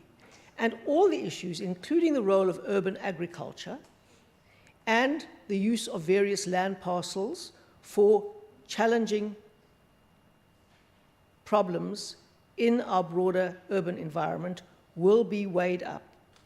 And decisions will be taken by experts applying their mind on the facts and not on political interventions. The bottom line is this, that one must take positions that are expressed by people with vested interests seriously and from whence they come, but one has to balance all of these against each other, because one has seen in every single question that has come up here today, issues being profoundly distorted, primarily for political reasons, to score points and not to serve the public.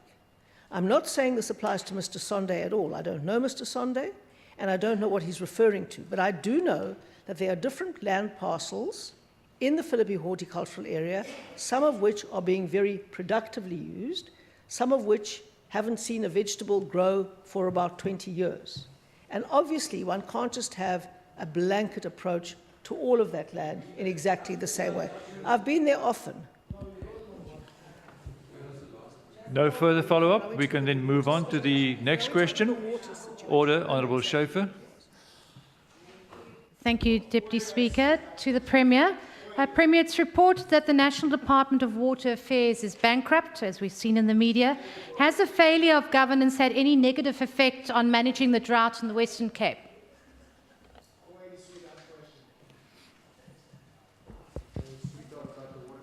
It has, thank you very much. This is a crucial question. You see, Mr. Deputy Speaker, Mr. Deputy Speaker, there's almost nothing that any sphere of government can do in South Africa without the support and help of another sphere, and usually both spheres. And water management is one of them. Now, as we all know, the local government has the responsibility to reticulate clean water to citizens. The national government's job is to build and maintain the national water infrastructure. That is dams and canals and pumps and weirs and all of that sort of thing. And we in the province primarily have an oversight function, as, for example, we have with policing. Now, oversight is a really important thing. And of course, to have oversight, there has to be a water plan. And we do have a water plan, and we've had a water plan going up to 2030 for several years, in fact, for over 10 years. And it has served us very well till 2014. And in 2014, the dams were overflowing in the Western Cape. So we had many dams that were 100% full. However, since then, we have had some dramatic impacts of what we believe are the effects of climate change. And the projections and the predictions of the meteorologists have not been fulfilled. Because we were convinced and certainly led to believe, and not through thumbsucks, but through scientific evidence, that we could expect annual winter rainfall in a specific range between high and low. And for the last 2 years, that has been well below the low measure that we thought was a minimum.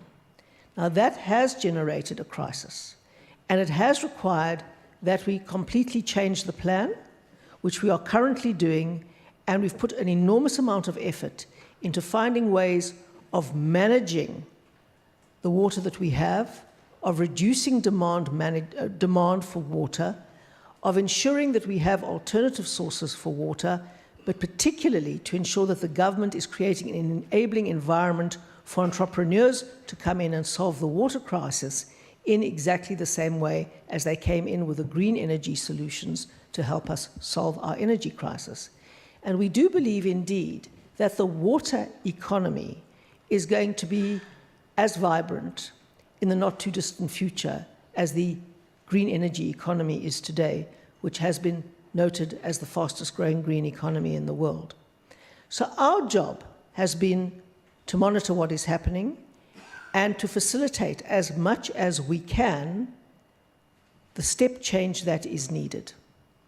Now, we asked a long time ago, well in advance, for the Western Cape to be declared a disaster area. That was initially refused by the National Department of Water Affairs, which set us back in our water husbandry attempts. Then eventually the National Department did agree, and we were very relieved. But that does not mean that the National Department is exempt from its responsibilities. And now they were supposed to have maintained the dams, the weirs, and the canals, but we have found that they have not done so because there apparently is no money for doing so. The money that used to be used to maintain the dams and the weirs and the canals was taken from user charges.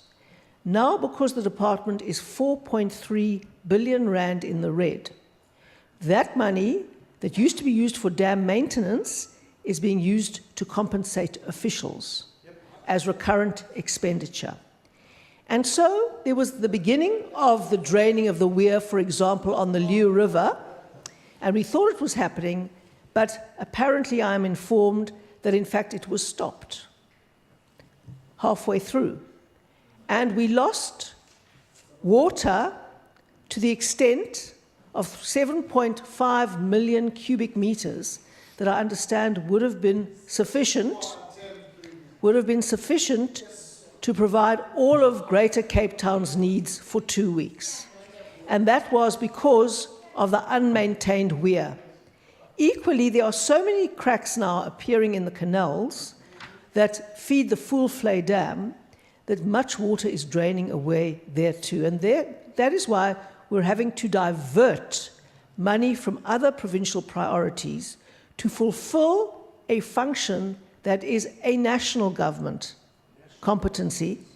And we are now having to use provincial money, diverting it from things that are our competencies to serve a national government competency.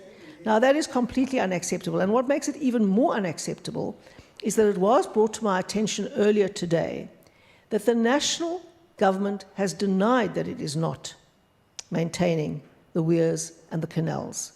Well, we would very much like to take them and show them, because we don't just sit here and get reports in our offices. My colleagues, Minister Winde and Minister Meyer, have actually been out there to see and came back absolutely shocked. And I have a whole stash of photographs in my possession as to what is going on. So the consequences of a failing national state are absolutely devastating, and there is no way that any province or any local authority is going to escape the consequences. Honourable Schaefer. Thank you, Deputy Speaker. Madam Premier, I mean, this is truly shocking news, and I know that as committees we have engaged in this matter extensively, but what action are you really going to take now to compensate for the money that you've had to spend for the failed national government department? Honourable Janke, you're having a running commentary there. It's interfering now with the proceedings in the House. I understand it is. Well, you see, this is the big problem, Mr. Deputy Speaker, because we will send them a bill, and I will raise it at the President's Coordinating Council, but the Treasury has turned off their tap, not their water tap, but their money tap. There are major and serious allegations relating to tender irregularities in both the Lesotho Highlands Water Scheme and the raising of the Clan-William Dam Wall, which are two critical projects. The Clan-William Dam Wall was supposed to be raised by now. And in fact, I only found out that the project had been delayed indefinitely when I was up in the Clan-William area 2 weekends ago. And farmers told me that they had heard this through the grapevine, and I came back and asked questions and found out that that indeed was so. So these are the ways that this news hits this government, and it is very, very serious indeed, Mr. Deputy Speaker. So we will divert our money because we can't allow our farmers and, in fact, the areas that feed off these dams that have not been maintained to run dry. But we will bill the national government. If they do not pay, I will ask for legal advice as to how to ensure that national government fulfills its obligations. Thank you. Honourable Shaffi, your last opportunity. Thank you, Deputy Speaker. Madam Premier, is there any risk that the Western Cape government will fail to get a clean audit because it has to spend money doing national government's job? Well, you see, this is a critical question. Order. This is a critical question. The issue, Mr. Deputy Speaker, is this. We have to prioritize delivering water. It's not our competency to maintain the dams and the weirs and the canals. It is not our competency to reticulate water. Those two belong to national government and local government respectively. What is our job is oversight and to make sure these things happen. What the Constitution is silent about is what you can do if they don't happen. And that means that we have to rush in there and put our own money in. Now, as you may know, the Auditor General looks at how you are spending your money in line with your competencies, with your APPs, with your predetermined objectives. And if you spend millions of rands suddenly on something that wasn't in your annual performance plan, it wasn't a predetermined objective, it can easily go down as irregular expenditure, even though it was critically important to ensure that a life-giving resource continues to reach people. And so there is this trade-off. Now, when there is such a stark trade-off between whether people can get water or whether we get a clean audit, there is no doubt we go for people getting water, even if it means forfeiting our clean audit. But I need to highlight the risk of that because government failure at a national level can cause us to get qualified audits in the province when it has nothing to do with us. Thank you, Deputy Speaker. Thank you. The time for questions to the Premier has expired. We now move on to statements. I see the DA first. Honourable Mitchell. Thank you, Mr. Deputy Speaker. Mr. Deputy Speaker, as we celebrate women this month, we not only celebrate the great stride women have made in our national struggle for freedom, but we take into consideration and raise awareness on the many plights with which our women, and particular girl children, are still confronted. Today I rise, Mr. Deputy Speaker, to be a voice for those many voiceless, those innocent young girls that fell prey in the hands of perpetrators that are very often known to the victim, perpetrators that in most cases are supposed to be the protector, the provider, or the supporter. Mr. Deputy Speaker, where are we heading as a society?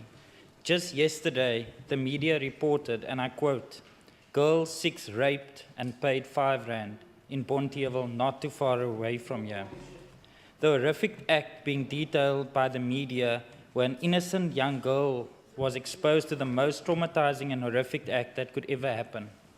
Mr. Deputy Speaker, it is our duty as elected members of Parliament to ensure that our women and girl children are equipped with the enabling environment their potential requires to reach its optimum. We are also mandated to ensure women are protected against abuse of any form. And in the recent spike of sexual crimes against our girl children, the DA has been and will continue to advocate for the full might of the law to prevail and to reduce the social ills contributing to this behavior. In this month, may we remember all those innocent young victims and as a community stand up for our children and say enough is enough. I thank you. We move on to the ANC. Honourable Magaka. Thank you, Deputy Speaker. The Premier can try her best with the usual DA spin, deception, smoke and mirrors, but her reputation suffered irreparable dents. Not even a panel beater can save her legacy anymore. She just hangs on to her position for the power, pay, and perks. But she is a hot air balloon that is cut loose to drift off into the sunset. She is now the Lone Ranger in her one-horse town. She is left to defend herself, like last week when she became the first premier to face 2 motions to be ousted. After the debate, she tried to put up a brave face, but soon ran over to the ANC to cry and protest for being exposed. This is the premier who conducts worthless investigation into her MECs, sidestepping the state's investigation agencies. She is the head of the government who employed a covert information gatherer to spy for her using illegal means. She clutches at straws in putting up a fabricated defense while the DA asks for secret votes in the National Assembly, but she does not freely offer it here in the House where it is in control. This gogo must now go and play with her grandchild. Order. She is not longer fit for purpose. I thank you. The DA. Honourable Botha. Sustaining breastfeeding together is the World Breastfeeding Week theme for 2017. Deputy Speaker, this week marks Breastfeeding Week around the world. Breastfeeding is not a practice that is most talked about, especially in this platform, as it still carries a lot of stigma. We only get to talk about it when a mother gets ill-treated while breastfeeding her child in public. Those who follow the news would remember the case of a mother that breastfed her infant in one of the big retail stores in Cape Town. She was thrown out of the store, and that is the only time that we, a lot of women, gathered behind her and boycotted the store. The first 1,000 Days project in the Western Cape Government's Strategic Goal 3 is aimed at promoting good nutrition for mothers and children by promoting exclusive breastfeeding for the first 6 months of life.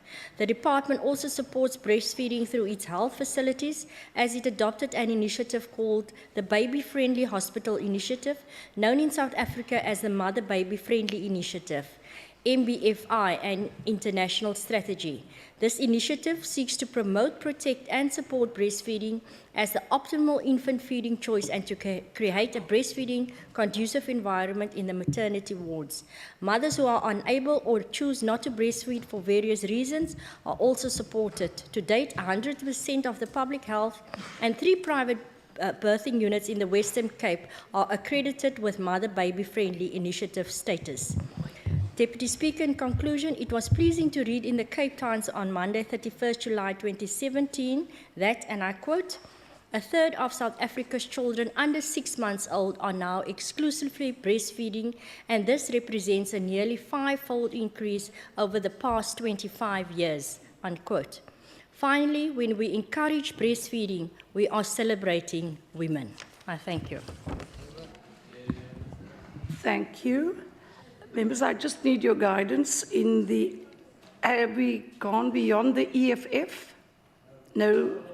So the sequence then is after the DA. In the absence of the EFF, I see the DA again. Thank you.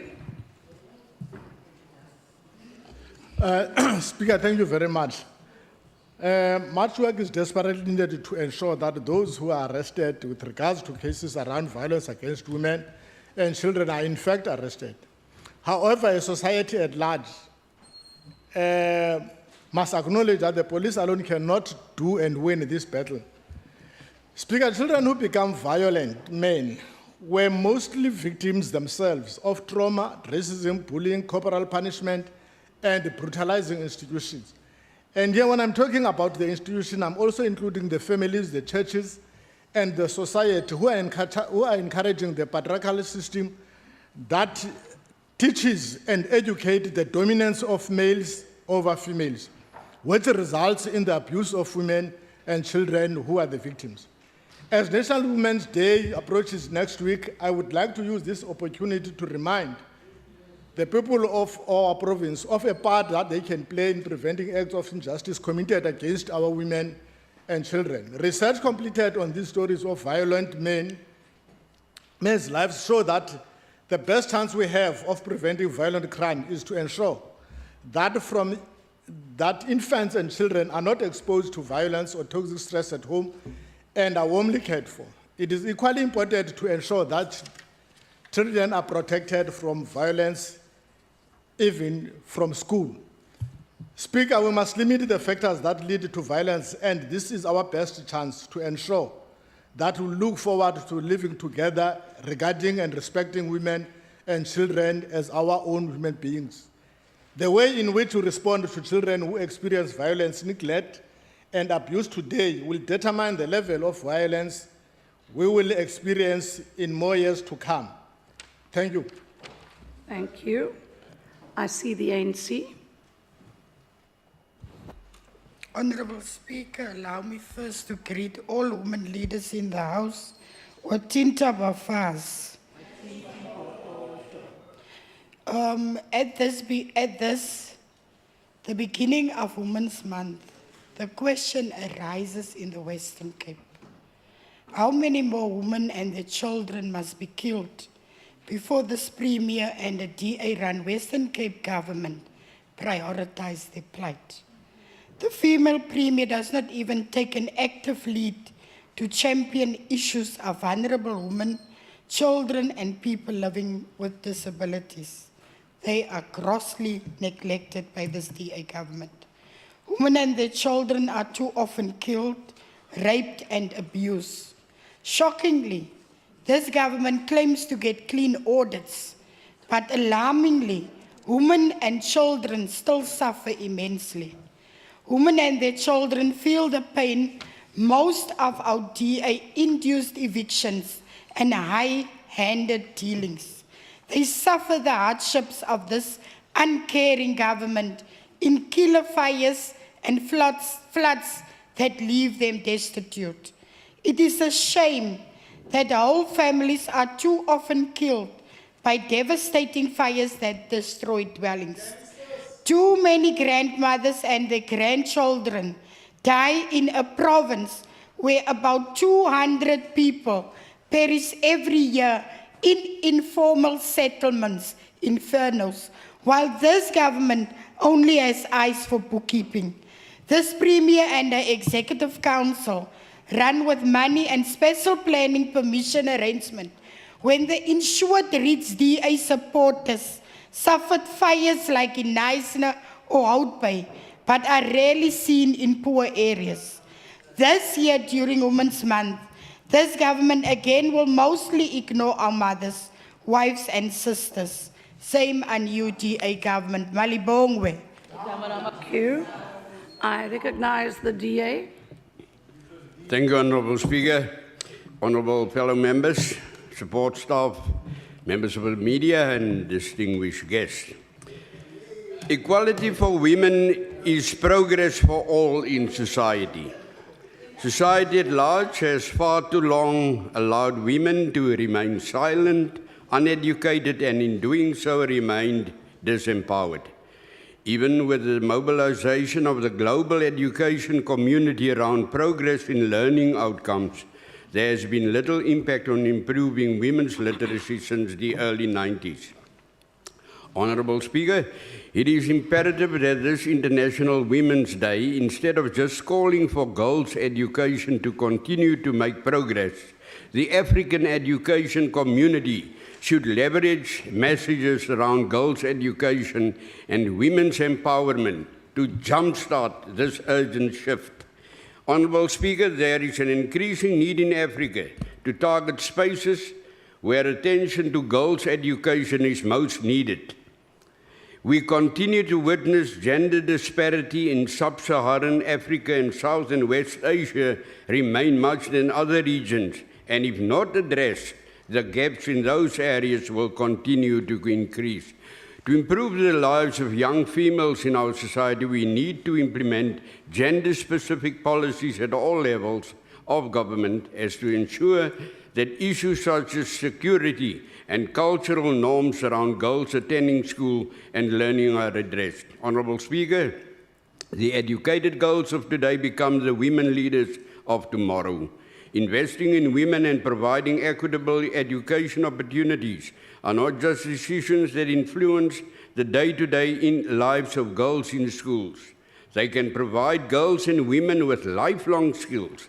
The next wave of girls who attend school and learn will receive skills to improve their future livelihoods and in turn champion education for their own daughters. I thank you. Thank you. I see the ACDP. Speaker, an article dated the 27th of July 2017 highlighted yet another household has succumbed to a sack fire in Philippi East, when an entire family of 6 burnt to death, the youngest victim only 2 years old.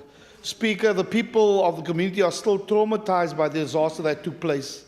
Residents at the scene said that the family, when they saw the towering flames, the sack door was locked and they could not rescue anyone.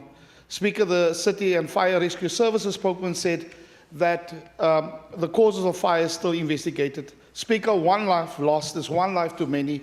Something drastically must be done to address this ongoing problem. I thank you. I thank you. I see the ANC. Thank you, Madam Speaker. It is necessary to defend the ecological integrity of the Philippi horticultural area as a unique historical agricultural area and promote the sustainable use of the PHA's natural resources. The support of training, development, and capacitation in the arena of food and farming will deliver long-term gains. We advocate for and promote the progressive realization of the right to food, advocate for and promote market reform to protect consumers and farmers with a specific emphasis on the emerging farmers, and tackle agrarian and land reform issues in the small-scale farming area to support a broader land reform model. We are against the inappropriate urban and industrial development, illegal waste disposal and mining in the PHA. We condemn the proposed Auckland City and UVest developments in the PHA. During the times of water supply shortages, it is necessary to preserve the aquifer in the PHA. The 3,000 hectares PHA farmlands in the last remaining recharge zone or catchment area of the Cape Flats aquifer must be protected from development. Protecting the PHA means protecting the aquifer. And protecting the aquifer means protecting the farmer's source of irrigation water and future potable water for the city. And in this regard, from the engagement yesterday, we should also further call on Minister Wendy and the department to further ensure that they take serious the engagement with the stakeholders in the area, because from one of the commercial farmers who indicated yesterday that indeed we are engaging and talking about their future and they are not included in the discussions. The DA has been found wanting with their contradictions. On the one hand, they have a stated objective to roll out the red carpet to developers for party funding through kickbacks compared to the need for food and water security.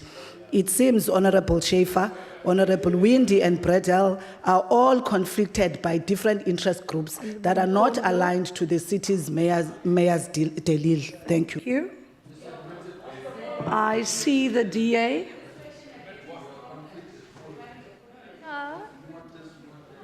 Sorry, Honourable Wenger, kindly take your seat. Honourable Schaefer, is it?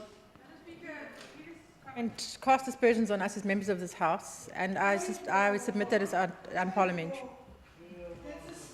Honourable Schaefer, I've heard your point of order. Honourable Dugmore. The point of order. Sorry, Speaker, could I also address you on that? Because it appears that MEC Schaefer is raising a point of order around clearly a matter which did not make personal references to actual members in regard to conduct. And I think that at the end of the day, I think the DA, Madam Speaker, is sensitive to the issue Honourable of Dugmore, actually your rolling point- out the red carpet for developers as Your the point DA. of order, please, Honourable Dugmore. I have noted both points of order. I will revert to Hansard. I'll get guidance, and I will come back to the House in need. Minister Mayor, do you have a point of order? Thank you. So may we move on? I see the DA. Order, please, members. Honourable Chacham. Be using this microphone, Madam Speaker, seem to have a technical problem. There is, which I am aware of. Thank you. You may Thank you. proceed. Madam Speaker, in recognition of Women's Month, I'd like to dedicate this time to the many brave and committed women in our province who directly contribute towards making our communities safer places. They are founding members of neighbourhood watches. They are often the patrollers in reflective jackets who are out late at night and at all hours of the day. Madam Speaker, we're increasingly seeing that women are the ones who lead community safety initiatives and lead by example by getting involved in their communities and in their CPFs. These women are the mouth, the eyes and the ears of their respective communities. Order, please. They give expression to the concerns and fears that we face, and they take steps to do something positive.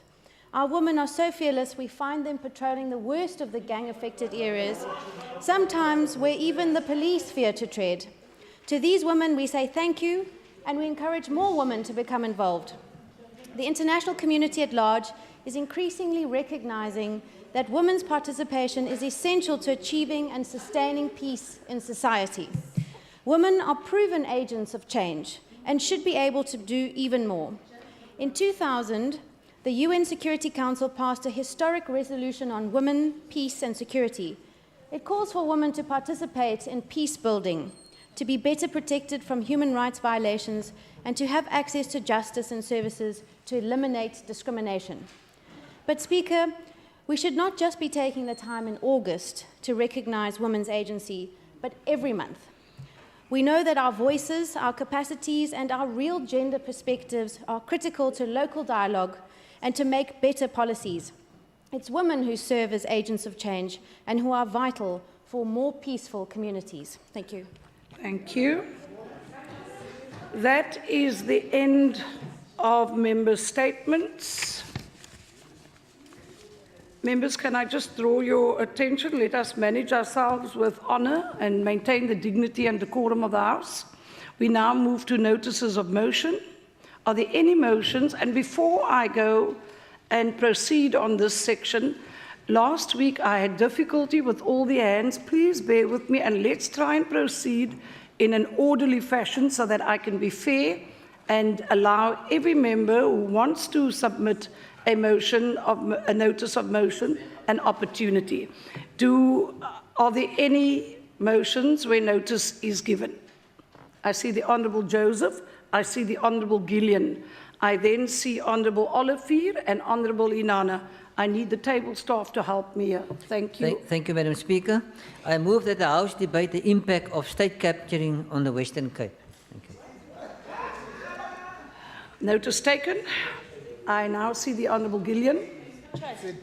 Order, please, members. We could go down a road with language. Let's please be tolerant.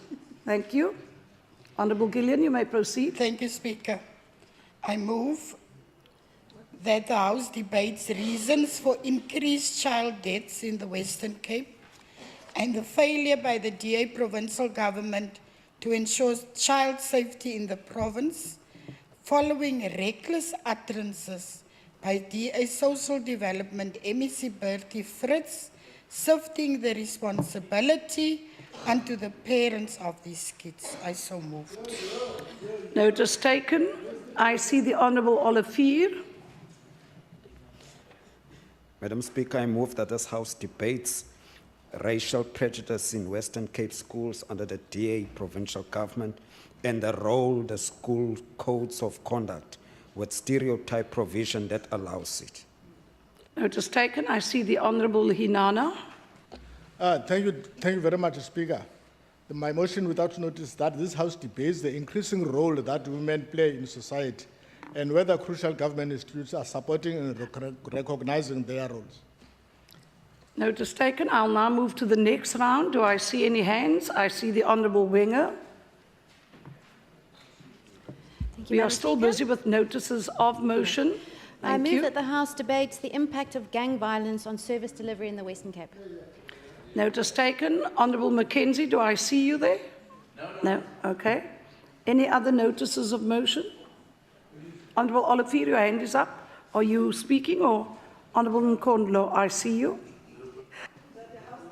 The dark future faced by commercial and emerging farmers in the Philippi horticultural area as the City of Cape Town plans to allow property development by big businesses, damaging the historical and unique aquifer in the PHA. Thank you. Any more notices of motion? May we now then proceed to motions without notice? Are there any motions? If you could help me, I see Honourable Kivido, Mackenzie, and then the Honourable Magaka and Honourable Dugmore. I will go in groups of 4, so please work with me. Thank you. Thank you, Deputy Speaker. Yes, Mr. Speaker. I'm sorry. Thank you. My fault. Honourable Speaker, I move without notice that this House extends its deepest condolences to the family and friends of Honourable ANC member Timothy Kosa from Mpumalanga, who passed away yesterday after being involved in a car accident near Paarl. 3 other honourable members, namely Nomalungela Gina of the ANC, Ian Ollis of the Democratic Alliance, and Cynthia Majake of the United Democratic Movement, sustained injuries during the accident and have been admitted to the Paarl Mediclinic. That this House wishes them a speedy recovery to all 3 honourable members who sustained injuries whilst on their way to conduct oversight visits at school. I so move. Thank you. Are there any objections to the motion being moved without notice? There's no objection. Thank you. I then see the Honourable Mackenzie, after which I see Honourable Thank you, Magaka. Speaker. I move without notice that this House knows the recent appointment of Ms. Caroline Peters and Mrs. Rochelle Philander as Chairperson and Deputy Chairperson of the Mitchells Plain Hospital Board, further noting that both women have strong community links and that they will focus on improving the services provided by the Mitchells Plain Hospital to the community. I move, sir. Thank you. Are there any objections to the motion being moved without notice? There is no objection. I see the Honourable Magaka. Are you not there? Sorry. So then after Honourable Magaka, Honourable Gopi. Thank you, Speaker.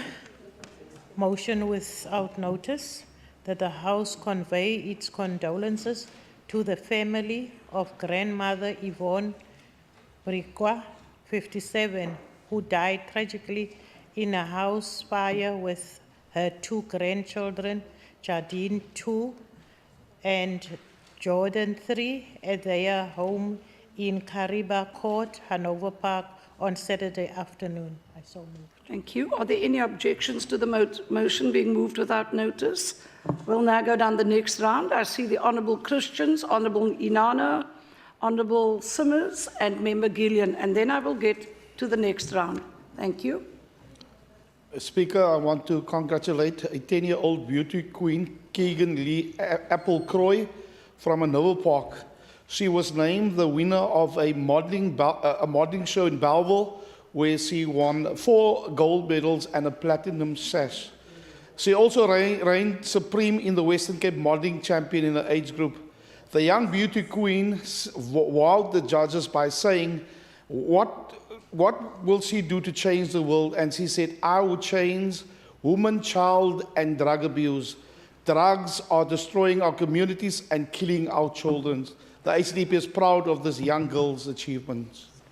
Thank you. The next speaker in the sequence I called, it's Honourable Inanna. Thank you, Speaker. Motion without notice that this House congratulates the Democratic Alliance, affectionately known as the DA, for retaining Ward 4 in yesterday's by-election with a resounding 61%. So I move. Are there any objections to the motion? There is an objection. The motion will be printed on the order paper.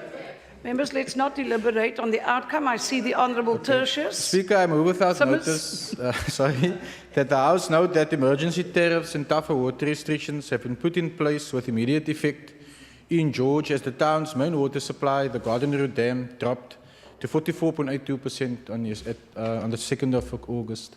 Thank you. Are there any objections to the motion? The fourth person in this sequence, Honourable Member. Honourable Makrosela. Thank you, Honourable Speaker.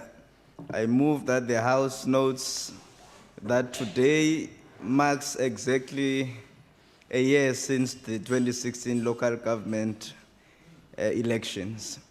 Further notes that the DA-led municipalities have seen tremendous progress during this period and congratulates the voters for their punctilious decision to put responsible governments in their localities.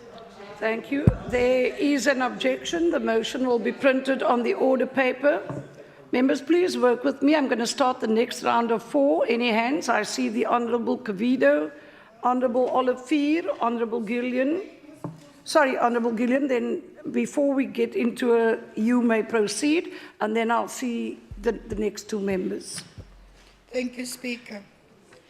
I move that the House commends the MKMVA for honouring families of struggle heroes, MK Gorillas, Ashley Creel, Colin Williams, Robert Waterwich, and Anton Franz by presenting to the next of kin a spear and an ANC flag as a token of appreciation for their roles in fighting the apartheid regime. Are there any objections to the motion being moved without notice? There are no objections. I see the Honourable Cavido. Dankie, achtbare Speaker. 'n Mosie sonder kennisgewing dat die huis sy meegevoel uitspreek teenoor die familie en geliefdes van Wyle en die Serfontein, oud-joernalis, skrywer, historikus, asook Dakar lid, wie met die destydse verbode ANC in Dakar, Senegal, samesprekings rondom 'n moontlike nuwe politieke dispensasie gevoer het. Ons loof hom vir sy onskatbare waarde tot die totstandkoming, vestiging en versterking van demokrasie in Suid-Afrika. Mag sy siel in vrede rus. Ek stel so voor. Baie dankie. Are there any objections? There is no objection. The next Honourable Member, I see the Honourable Olivier. Speaker, I move that this House notes Western Cape High Court Judge Elizabeth Bartman postponed the application to evict 202 farm worker children from the Grootkraal Primary School near Oudtshoorn to make way for a game ranch because of the DA Education MEC Schaefer failure over 6 years Order, to comply. please, Honourable Olivier. We are honourable members in the House. Yes, MEC Schaefer. Thank you. So Honourable MEC Schaefer. Thank you, Honourable Olivier. Failure over 6 years to comply with the court order.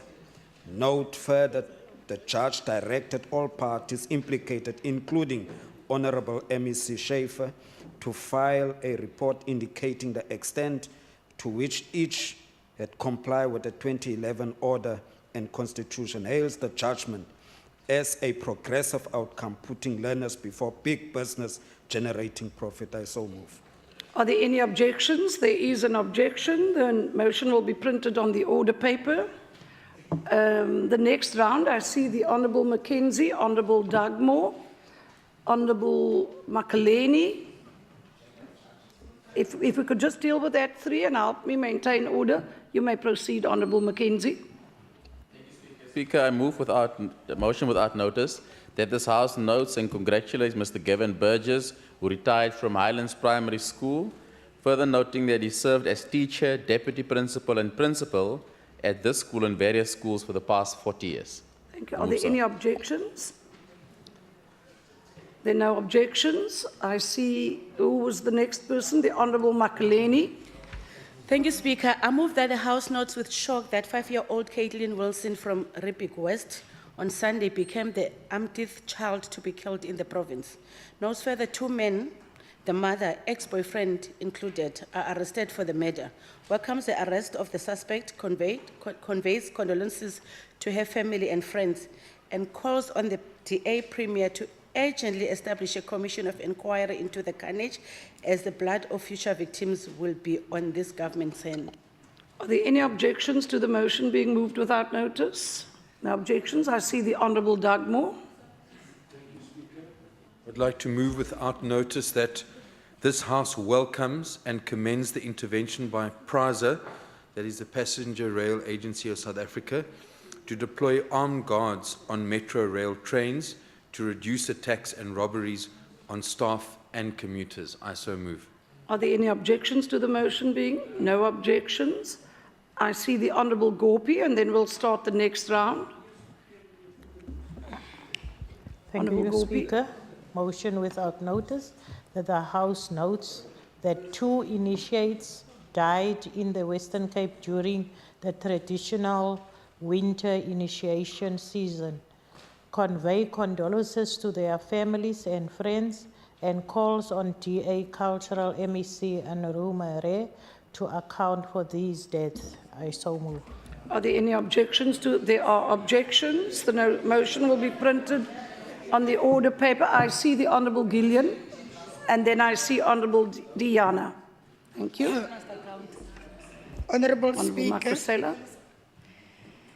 the ANC welcomes the outcome of the Labour Court, who set aside the demotion of the 2 Western Cape top cops, Jeremy Vieri and Peter Jacobs. I so move. Are there any objections to the motion being moved? No objections. I see the Honourable Diana. Thank you, Speaker.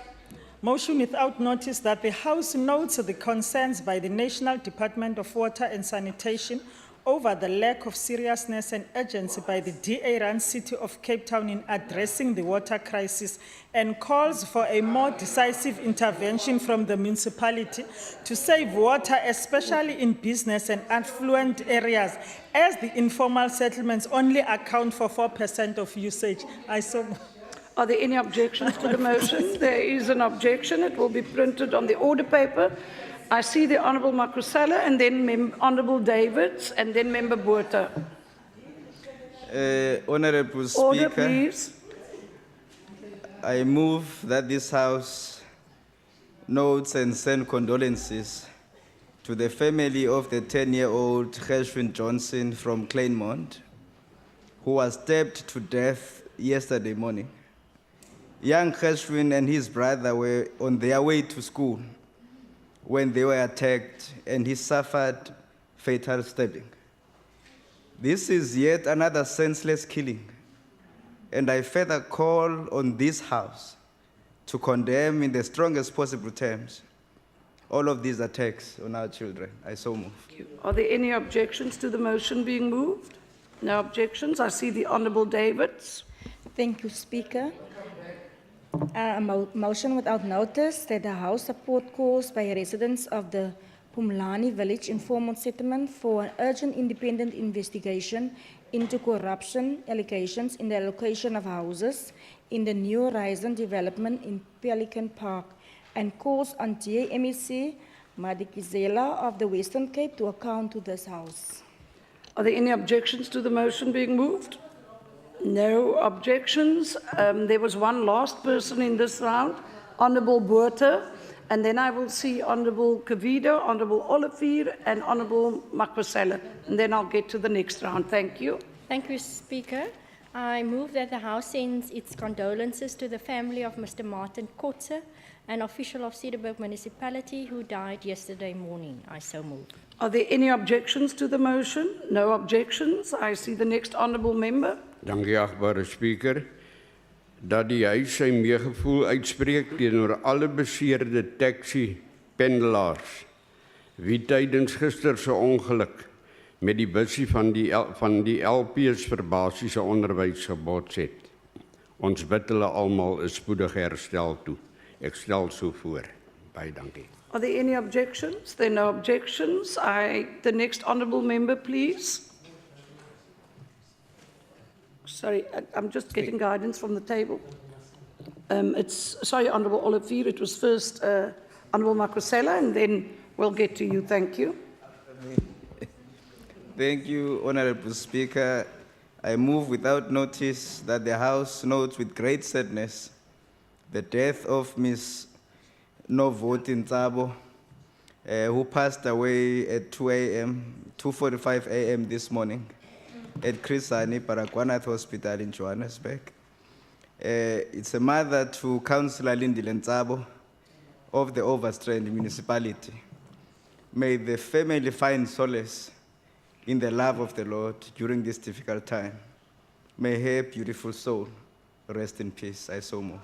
Are there any objections to the motion being moved? There are no objections. I see the Honourable Olivier, and then I'll start the next round.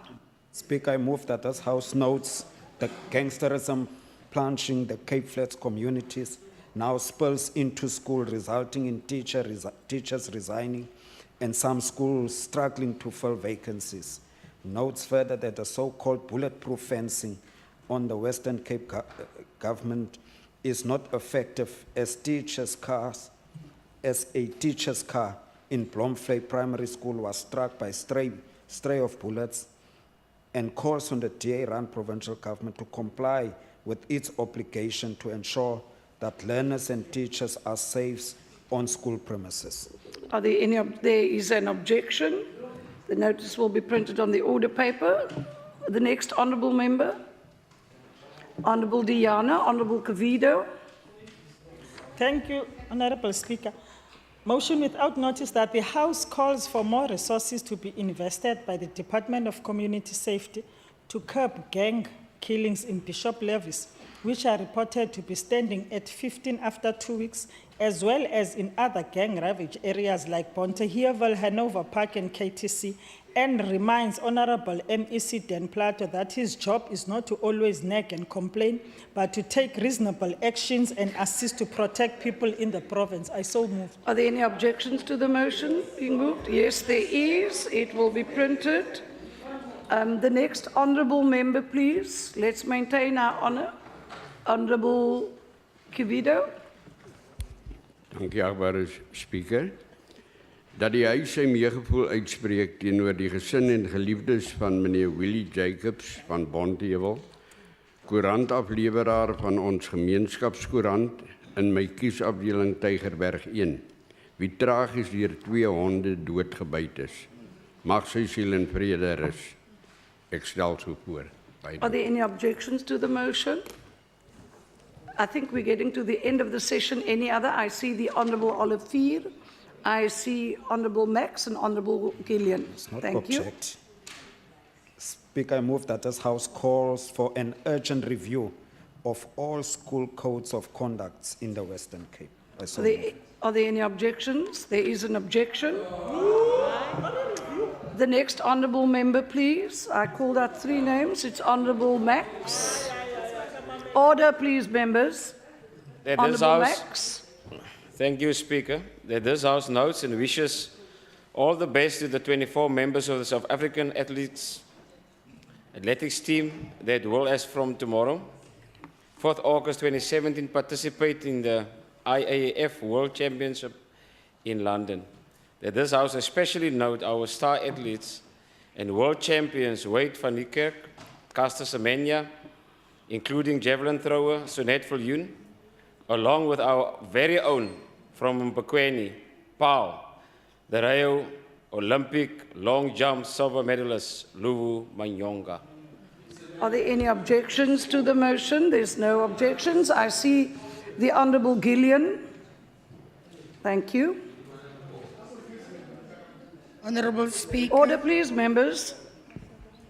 Honourable Speaker, I move that the House notes that the ANC Western Cape is taking the DA Premier Yalan Zille to court to force her to appoint a commissioner for children following the deaths of 25 young children since the beginning of this year.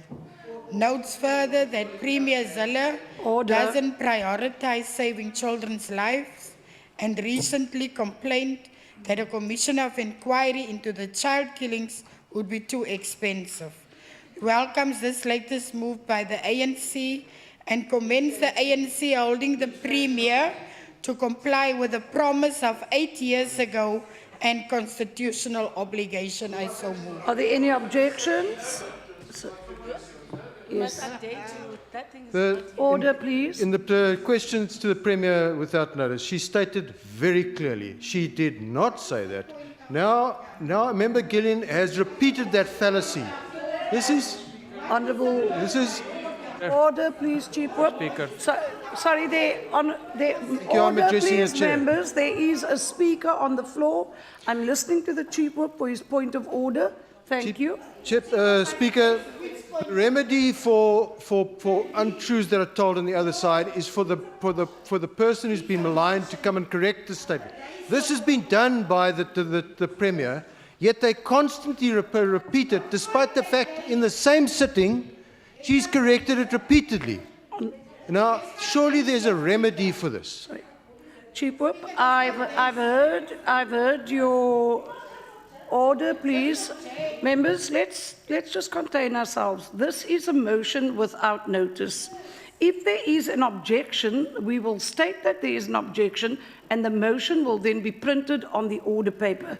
That is the procedure. So let us not lose our way in terms of our procedures here.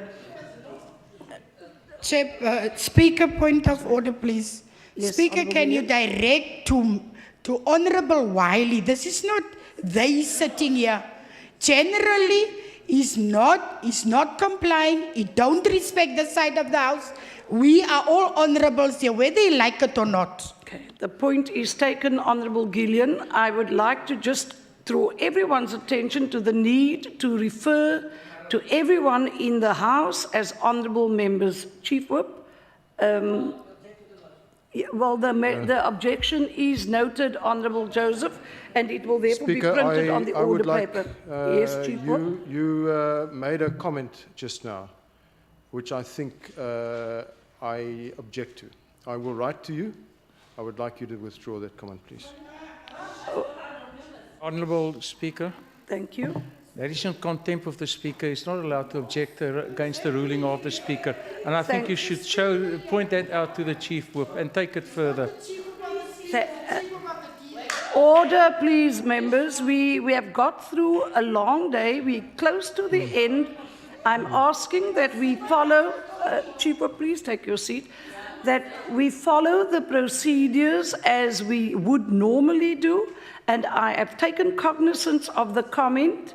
So let's not get into a sledging affair here. Chief Whip, I will hear you on your point of order. Thank you.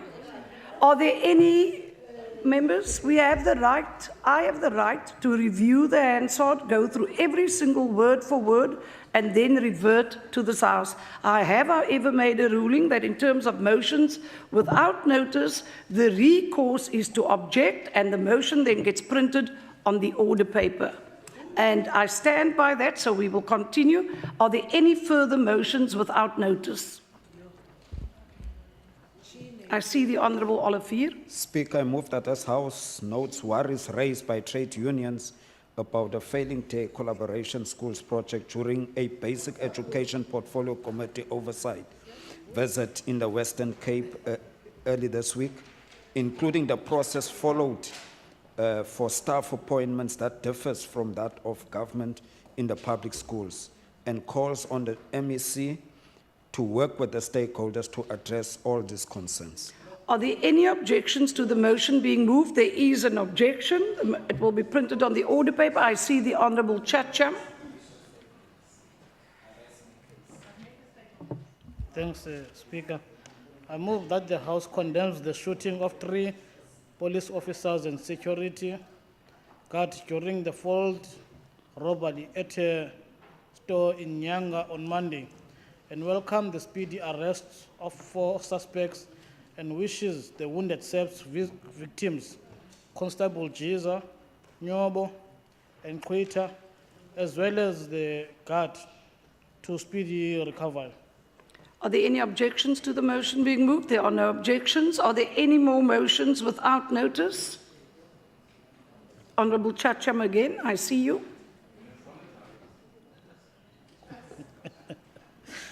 Move that the House commends National Trade and Industry Minister Rob Davis for his plans to designate Atlantis as a special economic zones in the move that will stimulate the economy of the region and province and encourage the minister to accelerate his move to add to other investment programs that he has already brought to the area to create more jobs. Are there any I'm objections asking to you- the motion being moved without notice? There are no objections. Are there any further motions without notice? I think we've exhausted this session. Members, before we adjourn, I would like to remind members that the Budget Committee meeting will commence in the chamber after the adjournment of the sitting. That concludes the business for the day. The House is adjourned.